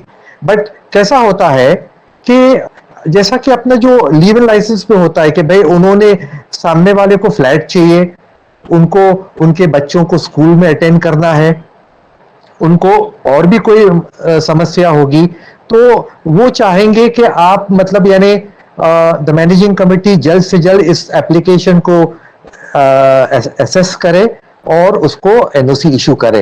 But कभी कदार बहुत बार मैंने ऐसा पाया है कि मैनेजिंग कमेटी क्या करती है, भाई एक मेंबर आया, दो मेंबर आया तो अभी हम नहीं देख सकते हैं, सब मेंबर आएंगे तो हम देखेंगे या मेजॉरिटी ऑफ द मेंबर्स आएंगे तो देखेंगे। तो मैं समझता हूं कि ऐसे सिचुएशन में there is a lot of harassment which is being meted to the licensee, prospective licensee, और ये टोटली गलत है। अमूमन हमने देखा है, I mean without prejudice to whoever members that are there, managing committee members who are on this particular webinar, but कहने का मतलब ये मैं हमेशा कहता हूं कि भाई कोऑपरेटिव सोसाइटी को नाम चेंज करके अनकोऑपरेटिव सोसाइटी कर देना चाहिए। क्योंकि क्या होता है कि जहां पे अननेसेसरली लोगों को परेशान किया जाता है, आप लेजिटिमेट तरीके से अंडर द लॉ आप अगर कोई चीज करते हैं तो वेल एंड गुड, बट 90% मैंने देखा है कि वो अपने खुद के कानून कायदे को लागू करने की कोशिश करते हैं। तो ऐसे सिचुएशन में I think so NOC can be bypassed. Yes professor Hemant ji. Thank you, Mr. Afzal, and thank you once again, KK ma'am. Thank you, sir. Thank you for giving me the opportunity to clear the ambiguity and confusion in the mind of the people. Let me put my views on this thing. सभी को पता है कि society एक autonomous body है ना। 97 constitutional amendment में ये अधिकार दे दिया और सेक्शन 227 में भी लिखा हुआ है कि ऑटोनोमस फंक्शनिंग अथॉरिटी जो दिया हुआ वो सोसाइटी को दिया हुआ है। अगर आपने कानून कायदा ठीक से नहीं बनाया हुआ है ना, कभी आप बोल रहे हो एनओसी जरूरी है और कभी आप ये कह रहे हो कि एनओसी जरूरी नहीं है। एक ही चीज बोलो, जरूरी है तो फाइन, और अगर जरूरी है तो आप एक्ट और रूल्स में लिखो, क्योंकि बायलॉज में लिखोगे अगर, और मैं अगर सोसाइटी का मेंबर हूं तो मैं उसको अमेंड करने की मेरी हैसियत है, कानूनी देता है। ठीक है, सेक्शन 13 रूल विथ रूल 12 इनमें ये बोला जाता है क्या बायलॉज को अमेंड कर सकते हैं। तो अगर आप कोऑपरेटिव डिपार्टमेंट का बायलॉ लेकर आते हो तो क्या उसको आप अमेंड कर सकते हो, यस और no? The act provides, section 13 provides yes, and the manner in which it can be done, जिस तरीके से कर सकते हो वो रूल 12 में लिखा है, एमसीएस रूल 12 में लिखा हुआ। तो आप ये नहीं कहना चाहिए कि बायलॉज में एनओसी देने का प्रोविजन है नहीं है वगैरह वगैरह, वो आप उसमें बायलॉज में मत डालिए, क्योंकि हर सोसाइटी 2 लाख सोसाइटी है मानो अगर महाराष्ट्र में, तो 2 लाख टाइप के डिफरेंट बायलॉज बनेंगे। हर society is entitled to make its compose its own bylaws. ये कानून में लिखा हुआ है। कौन सा कानून में लिखा हुआ है? वो जो आपने महाराष्ट्र लेजिस्लेचर में पास किया हुआ है। तो उसके पास करने के बाद में आपके पास अधिकार नहीं बचता है ऊपर नीचे उसे करने का, और अगर उसको ऊपर नीचे करना है तो फिर लेजिस्लेचर में जाइए, या तो वो कानून को स्ट्राइक आउट करिए उतना पोर्शन को, या तो उसको आप अमेंड कर दीजिए। ऐसे कितने कानून अमेंड होते रहते हैं। पर आप तय करिए कि एनओसी देना है या नहीं देना है, उसका कानून क्या बनाना है।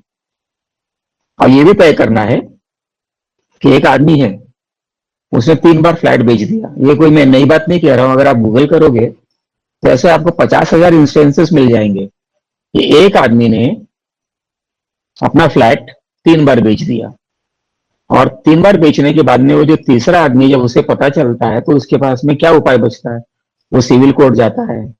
फिर सिविल कोर्ट बोलता है कि नहीं वो सेकंड का राइट है या नहीं है, ये फर्स्ट का राइट है या नहीं है, फिर जो ओरिजिनल ओनर था उसका भी राइट था या नहीं था बेचने का। वो ये पता चलता है कि ओरिजिनल जो जिसने बेचा वो तो खाली फैमिली मेंबर था, एक नॉमिनी था, एक चौकीदार था, उसने कैसे बेच दिया? जो फ्लैट मालिक था वो तो पहले ही गुजर के मर मुरा गया कब का। ये देखने का काम किसका है? जैसे एक लेवल ले लो, गांव का लेवल ले लो। आप जमीन जायदाद शहर से बाहर खरीदने जाते हो, तो जब बाहर खरीदने जाते हो तो तलाटी के पास जाओगे, वीडीओ बोलते विलेज रेवेन्यू ऑफिसर, वो आपको एक 7/12 देता है, 7/12। शहर में आके वो प्रॉपर्टी कार्ड बन जाता है। उसमें लिखा है कि भाई अनिल भाई, सुनील भाई, ये सब मालिक है उसके अंदर। और 7/12 से रिलेटेड एक चीज होती है कॉल फेरफार। अब फेरफार में ये लिखा हुआ है कि वो प्रॉपर्टी उसके पास कहां से आई, मतलब अनिल भाई के पास कहां से आई। तो 7/12 तो चेंज करने का जो काम है वो तलाटी अपने खुद के एफिडेविट के अनिल भाई के एफिडेविट पे चेंज कर देता है कि मेरे फैमिली मेंबर गुजर गए, मैं उनका लीगल वारिसदार हूं, तो इसके लिए इसे चेंज कर दो। तो ये हो गया, एफिडेविट चेंज हो गया, एफिडेविट के माध्यम से प्रॉपर्टी चेंज हुआ। अब फेरफार में क्या रिफ्लेक्ट होगा कि वो प्रॉपर्टी किस किस म्यूटेशन से वो आई हुई है।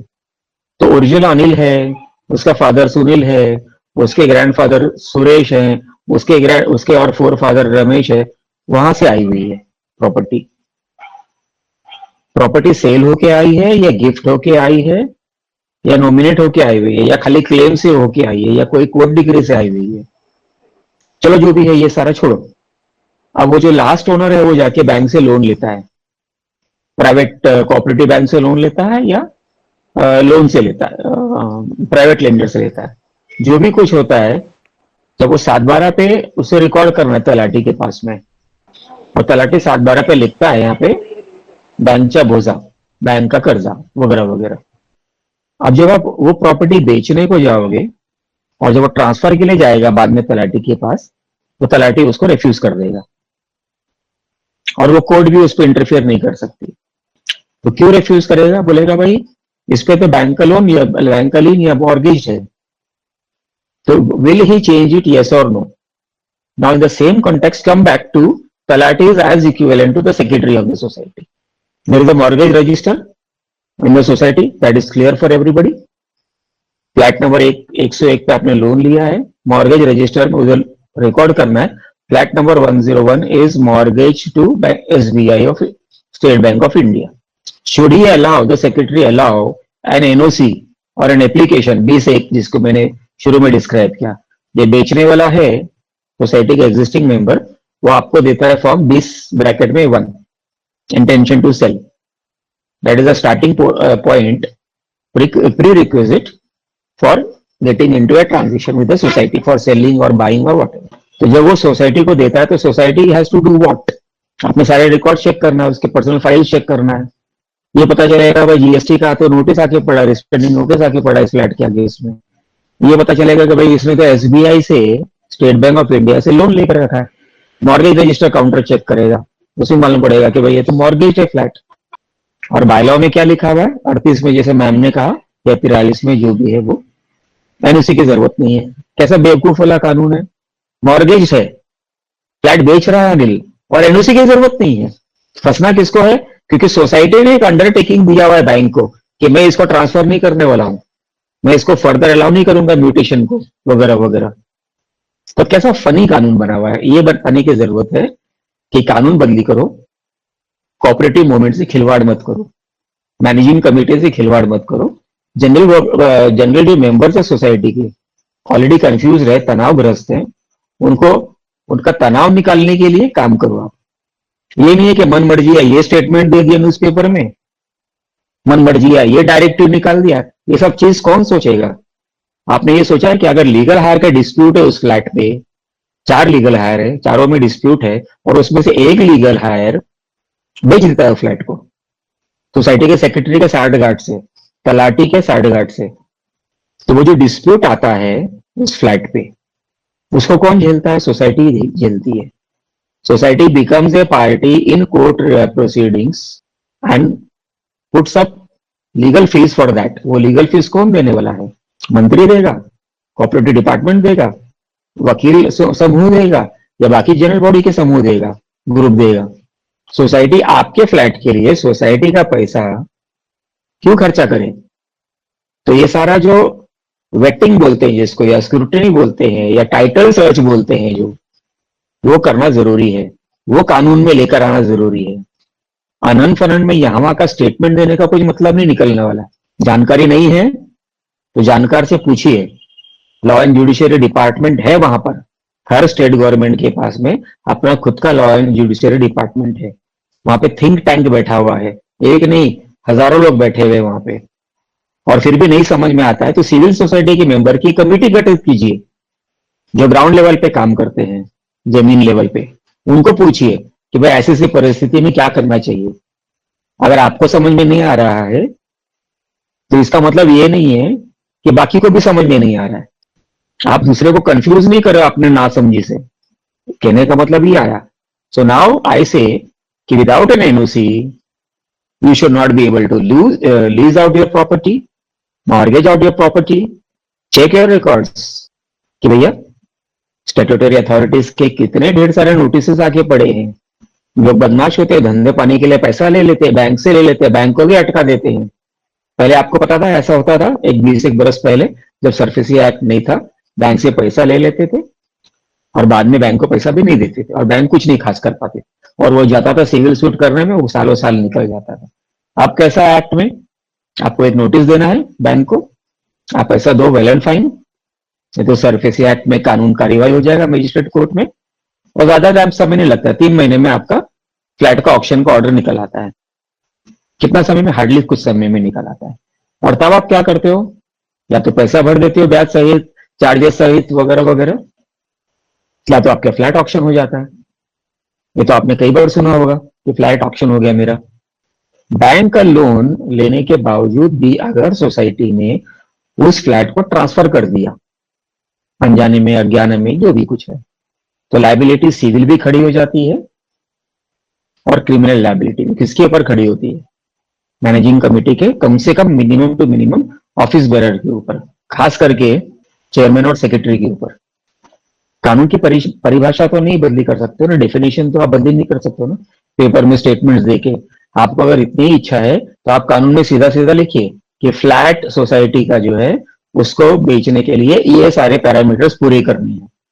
अभी आपने जो अमेंडमेंट एक्ट लेकर आए जुलाई 2019 में, आपने उसमें ये कहा कि भाई सोसाइटी का मेंबर ये फला फला नहीं हो सकता, मैनेजिंग कमेटी में डिफॉल्टर नहीं हो सकता, उसी सोसाइटी में घर भाड़े लेने देने का धंधा कर रहा है वो नहीं हो सकता है, वगैरह वगैरह। कितनी चीजें आपने उसमें वर्णन दे दिया। यही चीज को वर्णन देने में एक्ट में क्या तकलीफ थी आपको? मुद्दा यही आता है, कंफ्यूजन क्रिएट करते रहने का साधारण जनता में, nothing else.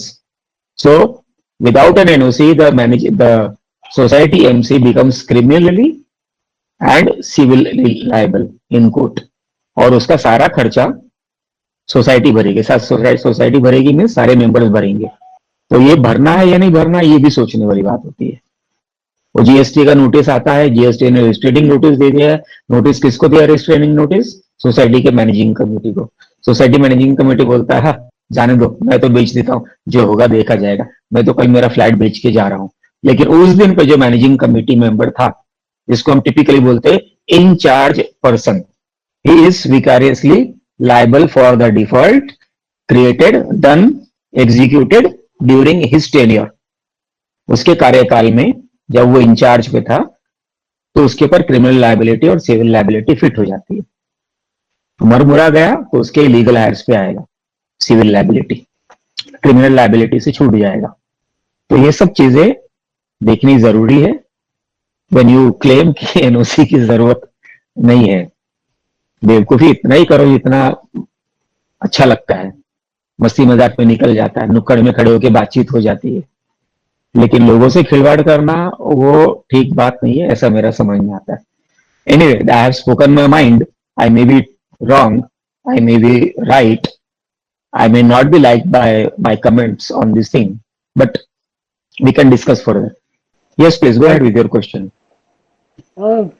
We were facing, there was one leave and licensee family. That person drinks very often and he holds parties in his house. and all his friends, and they create lot of nuisance. And this has happened 2-3 times.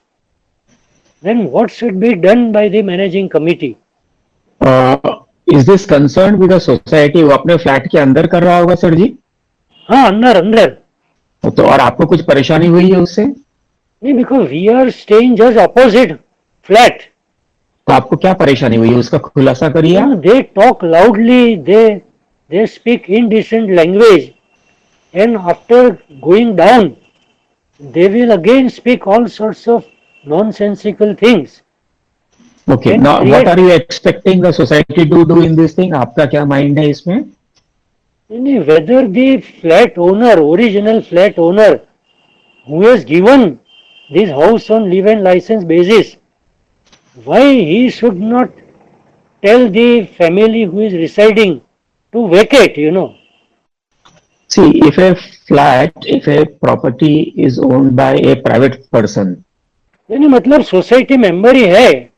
Society member है ना, society उस flat का मालिक है क्या? हाँ हाँ, and that person has given on leave and licence basis. The flat belongs to the society और the flat belongs to that person? No, so flat owner, that flat Who is the belongs flat to. owner, sir ji? Who is the flat owner? The society? No, society नहीं, flat owner is तो the आप owner society of से the क्या, flat. आप society से क्या उम्मीद रख रहे हैं? Our expectation is that why this family cannot be removed. उनको ये समझना चाहिए, ये एक्सपेक्ट कर रहे हैं कि सोसाइटी कुछ करेगी, या सोसाइटी उस भाड़ोत्री को निकाल देगी, या वो सोसाइटी उस मकान मालिक को बोलेगी कि भाई इसको हटा दो. तो अधिकार हाँ. किसका है? कौन से अधिकारी या कौन से व्यक्ति का अधिकार क्षेत्र में है, ये मैं समझाना चाह रहा हूँ. इसीलिए मैं ये पूछ रहा हूँ कि फ्लैट उस मकान मालिक का है या सोसाइटी का है? नहीं, मकान मालिक का है. मकान मालिक का. श्योर मकान मालिक के फ्लैट के अंदर हो रहा है, हाँ हाँ, और परेशानी आपको हो रही है या बाकी हाँ, मेंबरों सब- को भी साथ साथ हो रही है, हाँ हाँ, और आप चाह रहे हैं कि सोसाइटी इस पे कुछ कार्यवाही करे? yes, because they take drinks very often and they use indecent language and they shout loudly at Okay, 12:30, आपके 1 जानकारी के o'clock. लिए, for your information, I will tell you, and for the knowledge of all our friends, society has no jurisdiction to say anything to that flat owner. Okay, you or the society may at the most call in the police, and then they will do. It is their jurisdiction, not the society's jurisdiction. Society उस flat owner को ये नहीं बोल सकती है कि तुम मालिक हो, तुम्हारे फ्लैट के अंदर ये हो रहा है, तुम उसको हटा दो.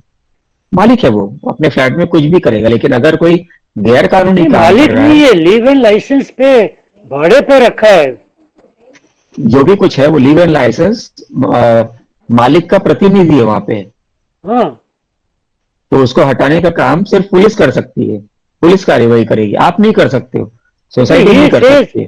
पर ये सेज कि पुलिस तो मेरे पॉकेट में है.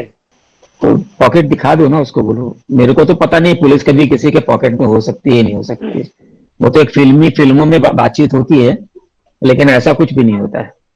नहीं तो अभी what is the solution?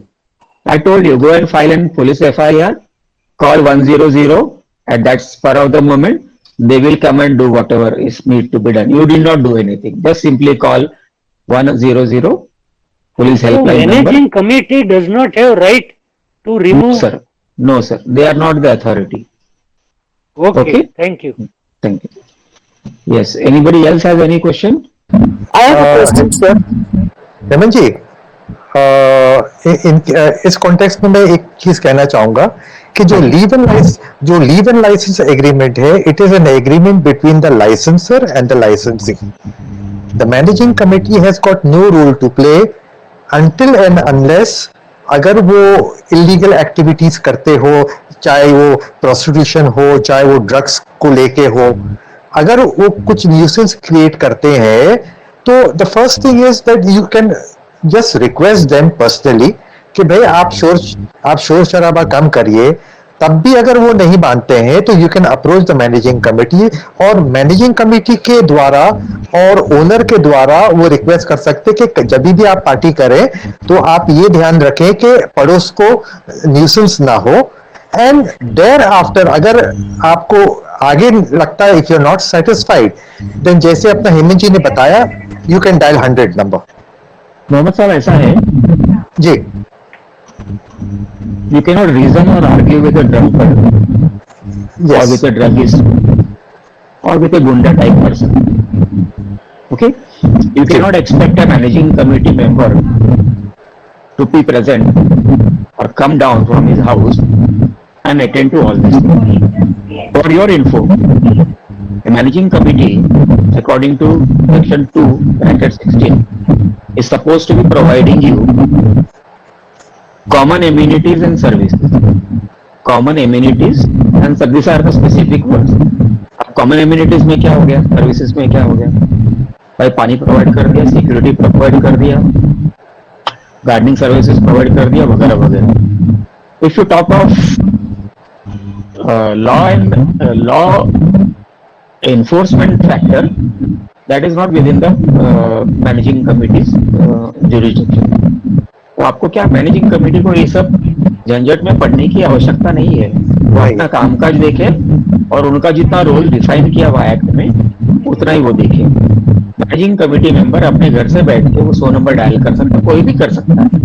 100 member की फ्लैट सोसाइटी में नॉन अफेक्टेड मेंबर है to enforce the provisions of law और ऑपरेशनलाइज द लॉ, वो भी डायल कर सकता है. अब आपको आपके दरवाजे में आप शराब पी के या ड्रग पी के या लड़ाई झगड़ा कर रहे हो और आपको ऐसा एक्सपेक्टेशन है कि सेक्रेटरी आके आपसे प्यार से बात करेगा और आप सुन लोगे, संभवतः ये होने वाला नहीं है. तो बहुत सरल उपाय है, कहकर आपके दरवाजे में पुलिसमैन आ जाता है, क्या कहते हैं उसे, वो जो गश्ती वाले पुलिसमैन होते हैं, राउंडर बोलते हैं, जो पेट्रोलिंग जो करते हैं. हाँ, तो जो वो हवलदार आपके दरवाजे पे आ जाते हैं, तो आपका प्रॉब्लम्स क्वाइट इमीडिएटली खत्म हो जाता है. सर यहाँ पर एक बात मैं कहना चाहूंगी, ये इस तरीके के इश्यूज लगभग सारे सोसाइटीज में है. Where do we stand as per law? तो managing committee does not have any right to evict anybody's tenant or licensee. Point number one. Correct. But first thing. Secondly, you stop any facilities to them, they will again start harassing the managing committee by filing FIR. क्योंकि ये मैं consumer हूँ, ये है वो सारे issues आने वाले हैं. Merely filing an FIR when the party is on is going to temporarily solve the problem, and again they are going to continue with the same thing. Now here the thing is, as per the latest rules which I had gone through in a similar matter, the thing is, it is only and only the owner who can throw out such a tenant. Of course. It is for him to say कि मेरा घर मेरे को चाहिए personal use के लिए, और मेरा घर जब ओनर ये कहता है कि मेरा घर खाली करो, तो वो कैसा भी न्यूसेंस एलिमेंट हो, एविक्शन नोटिस जब ओनर देता है और अपना घर का जो है पोजीशन सीक करता है, या जब लॉकिंग पीरियड खत्म होने के बाद वो टर्मिनेट करता है उस लीव एंड लाइसेंस एग्रीमेंट को, वहां पर जो है he becomes entitled to recover position of his property by adopting appropriate procedure with law in the court of justice and seek the physical custody of his property. This is only for the owner to bear in mind that he stays in a cooperative housing society, and it is not that the management should be burdened, और management को कोई हक ही नहीं है किसी के भी भाड़ूत को घर खाली कराने का, वो करा नहीं सकते. जैसे कि मैंने अभी बोला कि NOC once given cannot be revoked, cannot be withdrawn. तो this is purely between the owner, whoever जिन भी महाशय ने ये सवाल उठाया है, आपको जो प्रॉब्लम हो रहा है, तो इसमें क्या है, ओनर्स को भी समझना चाहिए कि जब मैं भाड़ूत रख रहा हूं तो उसके ऊपर कुछ प्रतिबंधक जो है नियम लागू करूं कि तुम कायदे से रहो तो मेरे घर में रहोगे. और ये बातों को सब लीव एंड लाइसेंस एग्रीमेंट को भी थोड़ा स्ट्रिक्ट बनाना जरूरी है कि अगर इनको I behave in contravention of the clauses of the leave and license agreement, this leave and license can be terminated from the owner, from the side of the owner, and I undertake to hand over possession of the flat immediately on demand. यहाँ पर अगर एक mindset अगर होता है कि मुझे सिर्फ कमाना है, रेंट कमाना है, मेरा भाड़ूत लोगों को मारे, शराब पीकर सताए, मुझे उससे कुछ लेना देना नहीं, तो कम्युनिटी में लिविंग में रहने का मतलब ही नहीं है सर। एक सोशल रिस्पॉन्सिबिलिटी। जी, प्रश्न यहाँ पे ये आता है कि सोसाइटी मेंबर्स ये उम्मीद करते हैं कि मैनेजिंग कमेटी ये भी कर दे, वो भी कर दे, वो भी कर दे। नहीं, इसीलिए मैंने क्लियर किया कि मैनेजिंग कमेटी की ड्यूटी ही नहीं है कि मैनेजिंग कमेटी उसको बाहर निकाले।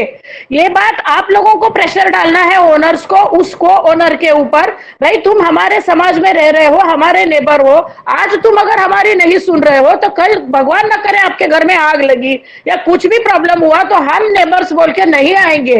आप पहला ये न्यूजेंस को हटाओ और दूसरे जो भी है सही इंसान को ले आओ, हमको इससे तकलीफ है। ये पब्लिक प्रेशर, समाज का प्रेशर कभी कभी वो काम कर जाता है जो दुनिया के किसी किताब के सेक्शंस में, रूल्स में लिखा हुआ नहीं रहता है। मैनेजिंग कमेटी के हाथ बंधे हैं एविक्शन ऑफ रॉन्ग टेनेंट के मामले में।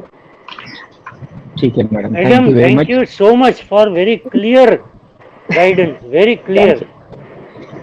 ठीक है, Mr Jindal, you wanted to ask something?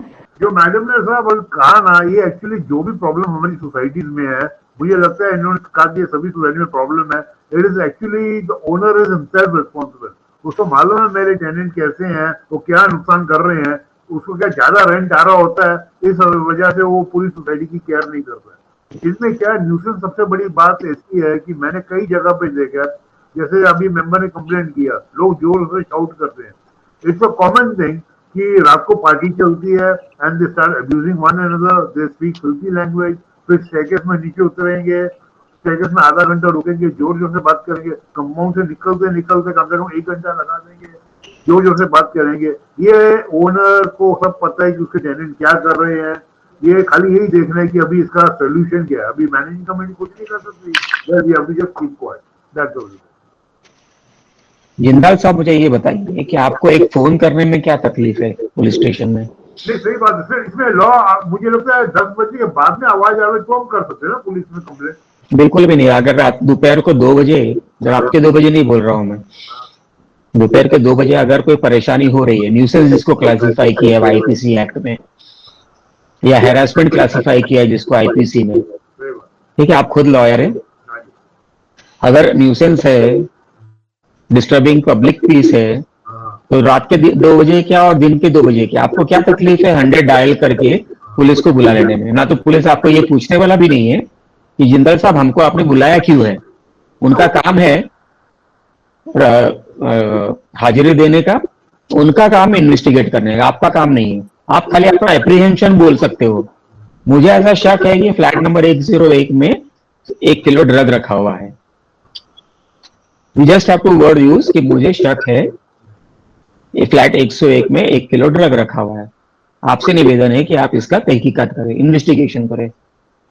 Police का काम है साहब आपको सुनना, और वो इन्वेस्टिगेशन करके उसको मिलता है यस और नो, पॉजिटिव नेगेटिव रिजल्ट, आपसे कोई संबंध नहीं है उस चीज का। वो फ्लैट में शराब पी रहा है कोई, या ड्रग ले रहा है कोई, या रेप हो रहा है, या खून हो रहा है, आपसे उसका कोई संबंध नहीं। आप खाली इतना तो बोल के पुलिस को बुला लो कि साहब मेरे सामने वाले फ्लैट में परेशानी हो रही है, बाकी लोग भी परेशान हो रहे हैं, कृपया येऊन बघा। इतना बोलने में क्या तकलीफ है आपको? तो बात आपकी सही है, दैट्स राइट। पर ये है ना कि सर कि ड्रग्स का कोई मामला होता नहीं है, बट जो पार्टीज चलती है, फॉर एग्जांपल आपस में फ्रेंड्स मिलते हैं और जो थोड़ा ओवर ड्रिंक हो जाती है तो गाली तो उनकी भाषा में बदलावट आ जाती है, लेकिन उसमें पुलिस कुछ एक्शन ले नहीं सकती है। वो बोलते हैं इनके तो घर में पार्टी चल रही है, कंप्लेंट कर चुका हूँ, उन लोग बोलते हैं that is a personal matter, घर पे बैठ के ड्रिंक लेंगे, किसी ने जोक क्रैक किया तो जोक में सब पीपल स्टार्टेड लाफिंग। तो मेहता साहब, Mehta ma'am, you wanted to say something? या ये आप एनओसी के लिए बोल रहे हैं, आजकल बेचने वाला या लिव इन लाइसेंस देने वाला कोई भी इंटीमेशन नहीं देता है और सीधा एग्रीमेंट ही दे देता है, तो उससे मैनेजिंग कमेटी को कोई नुकसान नहीं होगा ना? अगर उस फ्लैट के अगेंस्ट में पहले से किसी ने पैसा उठाया हुआ है, अगर उस फ्लैट के विषय में कोई लीगल हायर का कोर्ट का नोटिस आया हुआ है, या लीगल नोटिस आया हुआ है, या अगर कोई अधिकारी का नोटिस आके पड़ा हुआ है कि इसको फ्लैट को बेचने मत देना, ट्रांसफर मत होने देना, नहीं ऐसा कुछ सोसाइटी ज्यादा ने नहीं है, ना, ऐसा तो ये कुछ सारी नहीं है, चीजें, पर इंटीमेशन नहीं देते, डायरेक्ट एग्रीमेंट देके वो खत्म करते हैं। ये मैनेजिंग कमेटी का कर्तव्य है, जो मैंने अभी आपको बताया। हम्म। ओके। और अगर आप ये बोलोगे कि भाई डायरेक्टली कर दिया, तो मॉर्गेज फ्लैट के पैसा उठा लो 2-3 जगह से और फिर भी आप बेच लो, है कि नहीं? आप क्यों नहीं बेच सकते? आप बेच सकते हो, उसमें क्या है? पहले भी हो चुका है कई बार ये चीज। थोड़ा सा गूगल कर लेंगे तो आपको एक नहीं 50 केस मिल जाएंगे ऐसे। एक flat, just Google 1 person selling flat 3 times, ये सिंपल शब्द डाल के गूगल कर लो आप। कम से कम पिछले 25 सालों में 50,000 केसेस मिल जाएंगे आपको। तो धीरे धीरे कानून बदली करना जरूरी है, ठीक है? एनओसी लेना जरूरी है। आपके खाली पेपर में स्टेटमेंट दे देने से एनओसी जरूरी नहीं है। लोग अपने बोलते हैं मैनेजिंग कमेटी के ऊपर रुबाब करेंगे, नहीं नहीं एनओसी की जरूरत नहीं, मैं तो ऐसे ही बेच रहा हूँ। और उसके फ्लैट पे 3 लोगों का मॉर्गेज पड़ा हुआ है, दो प्राइवेट लेंडर का है, एक बैंक का है। और ये पता चलता है कि वो प्रोविजनल मेंबर जो है नॉमिनी है, ये चौकीदार है, वही बेच के निकल गया। तो मैनेजिंग कमेटी सेक्रेटरी जो है या चेयरमैन है, उसको क्या जरूरत पड़ी है सिविल कोर्ट में या क्रिमिनल केसेस करने के लिए? जो मृतक है, जो मर गया आदमी, उसके 4 वारिसदार है, एक दिल्ली में रहता है, उसको पता ही नहीं है ये चीज। तो पता चलता है तो आता है, तो वो क्या करता है? तो सिविल कोर्ट में डालता है मैटर सोसाइटी के खिलाफ, तुमने अलाउ कैसे किया, तुम्हें ट्रांसफर कैसे किया दोबारा। और क्रिमिनल केस भी डालता है सोसाइटी के सेक्रेटरी के खिलाफ कि भैया तुमने चीटिंग किया, तो उसके साथ में साठगांठ किया, तुमने एबेटमेंट किया, फ्रॉड किया। अब आप क्या करेंगे मैडम? तो ये एनओसी का प्रोसीजर करने में तकलीफ क्या है उसके अंदर? कानून क्यों नहीं बन सकता है ऐसा? यहाँ वहां की बातें बोलना, प्रेस में बोल देना, वो क्या कानून बन जाने वाला है madam? Anyway, thank you Mrs Mehta for joining in. Mrs Purnima Gupta, you wanted to ask something? Sir, I wanted to understand for the leave, we don't need to give an NOC or for the leave and license, but they need to give us an intimation 8 days prior. That's what is written in the bylaw. So my understanding is that in those 8 days, what is the role of the committee in deciding whether it is okay or not? What is the period for that 8 days for? Let us discuss this a hypothetical situation which I will describe right now. And Mrs. Gupta, will please reply it yourself. I am not asking others to reply, but yourself only, because by Okay, sir. Question का आदान प्रदान से हम ज्यादा जल्दी सीख जाते हैं। यू नो व्हाट इज चौकीदार? है ना, आपके बिल्डिंग के नीचे एक चौकीदार है, उसको आपने अपनी घर की चाबी दे दिया, मैं दिल्ली जा रहा हूं 2 महीने के लिए, मुझे तुझ पर बहुत ज्यादा विश्वास है, तू मेरे लगभग फैमिली मेंबर की तरह है, ये चाबी ले ले, कभी कभार सर्वेंट को भेज के मेरे घर की साफ सफाई करा देना। 15 दिन के बाद में वो चौकीदार आपके फ्लैट को भाड़े पे चढ़ा देता है, लीगल लाइसेंस भी एग्रीमेंट भी रजिस्टर्ड कर देता है समहाउ। ये तो रजिस्ट्रेशन का प्रतिक्रिया तो अभी हुआ है ना। और आपको आज के दिन का भी बता दूं कि लीगल लाइसेंस का एग्रीमेंट आप ऑनलाइन रजिस्टर कर सकते हो। तो आप क्या चाहेंगे कि वो चौकीदार आपका फ्लैट को भाड़े पे देके सक्सेसफुली निकल जाए? वो नहीं होने वाला। तो जो लीगल लाइसेंस का अगर एनओसी सोसाइटी से कोई पूछ रहा है, ये इंटीमेशन मांग रहा है, ये कंसेंट मांग रहा है, तो इसका मतलब ये हुआ कि chowkidar is not authorised to rent out your flat. Now who is the chowkidar over here? The nominee, the provisional member. आदमी गुजर गया, अनिल भाई गुजर गया, उसने अपने बेटे या लोकल पान वाले को नॉमिनी बना दिया हुआ है और सोसाइटी ने उसको प्रोविजनल मेंबर भी ग्रांट कर दिया हुआ है। अब कानून में ये कहीं नहीं लिखा हुआ है कि प्रोविजनल मेंबर को फ्लैट में रहने का अधिकार है। जैसे चौकीदार को फ्लैट को लीज पे देने का या मॉर्गेज पे देने का या ये करने का वो करने का अधिकार नहीं है, वैसे नॉमिनी को भी नहीं है, वैसे उसके लीगल हायर को भी नहीं है जब तक कोर्ट का प्रॉपर ऑर्डर नहीं आ जाता। तो ये सारी चीजें चेक करना लीव एंड लाइसेंस के वक्त जरूरी है मैनेजिंग कमेटी को, कि भाई लीव एंड लाइसेंस वाला जो एग्रीमेंट बना रहा है वो मालिक ही बना रहा है ना, नॉमिनी तो नहीं बना रहा है। उस फ्लैट पे कोई एलिनेशन के लिए या एजाइन का कोई रिस्ट्रिक्टिव ऑर्डर तो नहीं आया हुआ है। आपको एक घटना बता दूं, ये अनिल भाई का फ्लैट है, उसने जीएसटी का 2 करोड़ का डिफॉल्ट किया हुआ है, सोसाइटी का जीएसटी का स्टे ऑर्डर आ गया हुआ है कि इस फ्लैट को ट्रांसफर नहीं करना, ये नहीं करना, वो नहीं करना। अब ये नहीं करना, वो नहीं करना, में भाड़ा भी आ गया, क्योंकि आपने भाड़ोतरी से 50 लाख रुपए डिपॉजिट ले लिया, आपका मतलब निकल गया, वो भाड़ोतरी आ गया यहाँ पे और रह रहे आराम से, और आप गायब हो गए। अब भाड़ोतरी के अगेंस्ट में जब आता है तो सोसाइटी को बोलता है कि तुमने अलाउ क्यों किया, हमारा तो नोटिस है तुम्हारे प्रति। अब डिपार्टमेंट के कानून के हिसाब से आपको प्रोसिक्यूट किया जाएगा। तो managing committee has to see all this things. You can not allow a defaulter to rent out his flat. Let his liability be cured first. Let his liabilities be cured first. You cannot allow a flat to be let out by disputing legal hires. 4 legal higher है, एक ने भाड़े पे दे दिया, 3 का हक है उसके अंदर अभी भी, भाड़े पे भी 100 रुपए कमाए तो सबका 25-25 रुपए का हक है, एक लेकर जा रहा है। Society will be embroiled in legal cases in the civil court. तो ये सारे करने के पहले आपको सारे डॉक्यूमेंट स्क्रूटिनी करना जरूरी है कि भाड़ा देने वाला जो एप्लीकेशन है, लीव इन लाइसेंस पे जब देते हो तो बायलॉ नंबर, फॉर्म नंबर 11 और 27 दोनों देना पड़ता है उसके अंदर। तो जब आपके पास 11 नंबर आएगा तो आप देखोगे कि भाई जो मालिक है वो बोल रहा है परमिशन दो, परमिशन देने के पहले आपको ये डिटरमाइन करना है कि जो परमिशन मांग रहा है वो कहीं नॉमिनी तो नहीं है, या फ्लैट के अगेंस्ट में ये ड्यूज तो नहीं बाकी पड़े हुए हैं, या कोई रिस्ट्रेनिंग ऑर्डर तो नहीं आके पड़ा है। ये मैनेजिंग कमेटी का काम है चेक करने का अपने रिकॉर्ड से। और अगर आप ये सोचेंगे कि नहीं एनओसी की जरूरत नहीं, दे दो उसको उठा के, तो उसका कॉन्सिक्वेंसेस है बाद में। I as a managing committee will not want any consequences to me. I would rather say go to hell, I am not giving you NOC, तुम जाओ कोर्ट कचहरी से ऑर्डर लेकर आओ। डेप्यूटी रजिस्ट्रार के पास जाता है, रजिस्ट्रार बोलता है इसको एनओसी दो। आपकी जानकारी के लिए बता दूं, क्या उस अधिकारी को ये सब बोलने का भी अधिकार नहीं, ये सिविल कोर्ट का अधिकार है। देयर आर रिस्ट्रिक्शंस, उसको आप पालन करना है। 127 सेक्शन 127 154(b)(27) के अंदर लिखा हुआ है एनओसी फॉर लोन और मॉर्गेज, दैट्स इट, और कुछ नहीं लिखा हुआ है। लिव एंड लाइसेंस फला ठिकाना नहीं लिखा हुआ, लेकिन क्रॉस चेक करना आपका काम है। अब मॉर्गेज के लिए आपके पास एप्लीकेशन आया हुआ है, 20 बरस पहले उसने ऑलरेडी फ्लैट का लोन ले रखा हुआ, दिया नहीं है, इस बार वो टॉप अप लोन के लिए ले रहा है वो, या वो बोल रहा है कि मैं सेकंड बैंक से मॉर्गेज के लिए अप्लाई कर रहा हूँ। आप तो 5 मैनेजिंग कमेटी के बाद में आए हो, 20 साल तो और कोई मैनेजिंग कमेटी रहा है, क्या करना चाहिए उस समय? When you give NOC for mortgage, what you need to say? You need to tell him, भैया ओरिजिनल शेयर सर्टिफिकेट लेके आओ, ओरिजिनल एग्रीमेंट लेके आओ पहले, then we will consider this thing. Let me scrutinize these documents. Because अगर mortgage उसका हो चुका है पहले, तो ये ओरिजिनल डॉक्यूमेंट्स लेंडर पार्टी के पास जमा होगा, दैट इज द नॉर्म।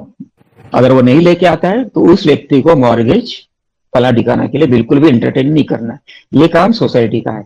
और अगर कोई ये कहता है न्यूज़पेपर पे कि एनओसी की जरूरत नहीं, तो इसका लायबिलिटी कौन लेता है? वो न्यूज़पेपर पब्लिशर या मैनेजिंग कमिटी?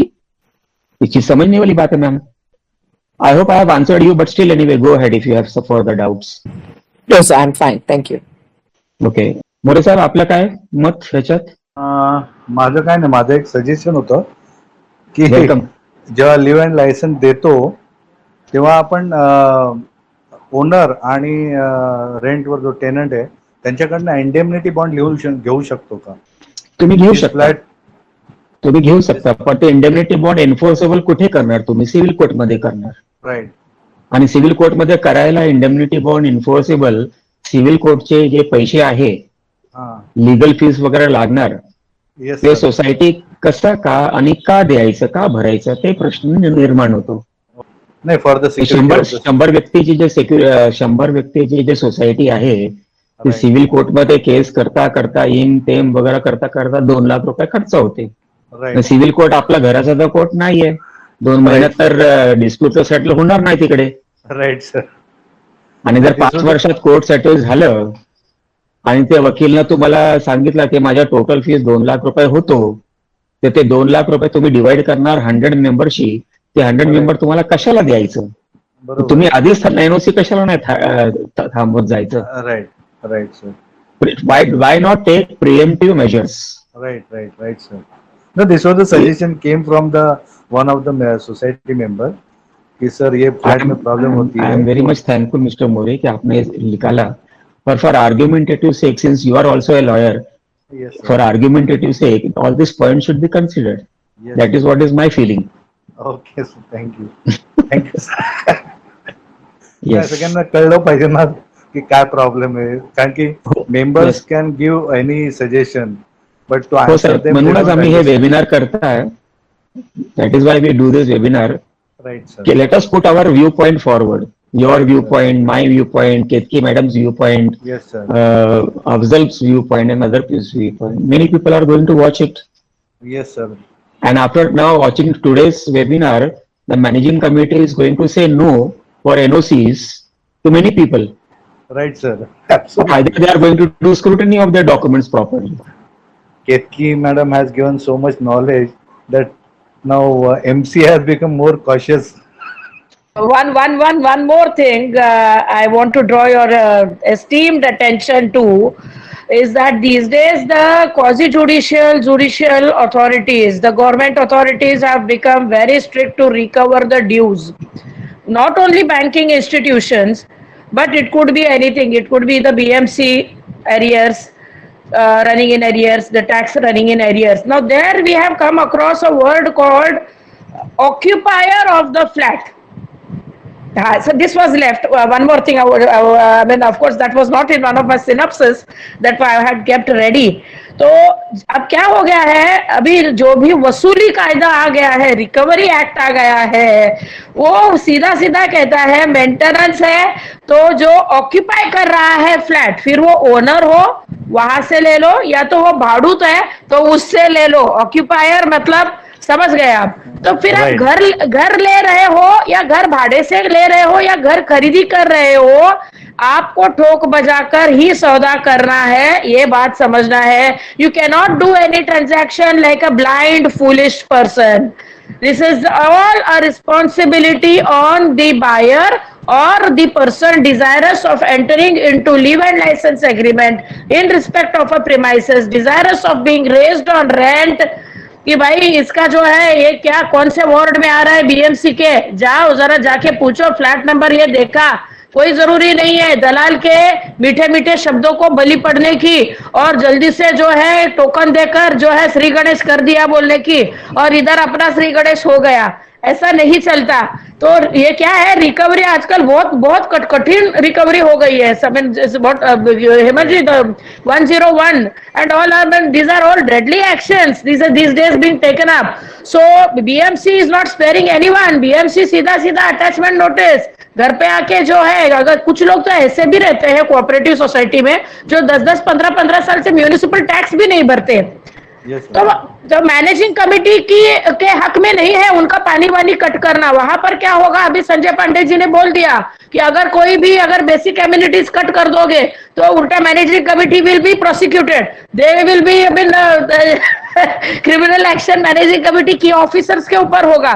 तो BMC is already taking action. The discontinuing water supply, electrical board electric light bill भरा है कि नहीं उसने, जरा वो भी देखिए. भाड़ा पट्टी में एंटर करने से पहले, भाड़े के करार पत्र में एंटर करने से पहले ये कितना पानी में है जो घर भाड़े पर चढ़ा रहा है या बेच रहा है. ठोक के तोल मोल के कोई भी आपको जो है ट्रांजैक्शन करना है, अंधा बन के कोई भी व्यवहार करना नहीं है. जानकारी के लिए एक चीज और बता दें अपने दोस्तों की जानकारी के लिए जी. ऑक्यूपायर का शब्द बीएमसी एक्ट में भी दिया हुआ है जी और जीएसटी में भी दिया हुआ है ना. तो मतलब सपोजिंग अगर आपका फ्लैट है और कोई आके घुस के बैठ गया पिछले 20 सालों से, ये सोचता है कि अब तो 20 साल हो गए मैं यहीं पे बैठा रहूंगा. लेकिन अगर वो अनिल भाई का 20 बरस पहले का कुछ समझो 2 करोड़ का ड्यूज है तो वसूली होगा जो ऑक्यूपाई उस समय कर रहा है वो. तो अब कैसा है कि गैर कानूनी ढंग से ऑक्यूपाई करना भी डबल गैर कानून हो जाता है, मतलब बहुत खतरनाक हो जाता है, क्योंकि आपके पीछे वो बीएमसी वाला भी पड़ जाएगा और अब तो एमसीएस एक्ट में भी ऑक्यूपायर का बता दिया हुआ है. तो इसका मतलब ये हुआ कि भाई आप घुसपैठ भी नहीं कर पाओगे किसी के फ्लैट में रहने के लिए. मोरे साहब आणखी काय बोलायचंय? नाही. Thank you sir madam. Okay, so we will conclude today's webinar. With the permission of participant friends, we will conclude today's webinar. I once again thank Advocate Ketki Madam for sharing out all her knowledge. Thank you all friends for attending and supporting this knowledge sharing Thank you, webinar. Afzal ji, for giving your inputs also. My sincere thanks to you. Wishing all friends a healthy and peaceful life forward. Thank you. Okay then. Thank you sir. and bye bye. Thank you, Afzal sir.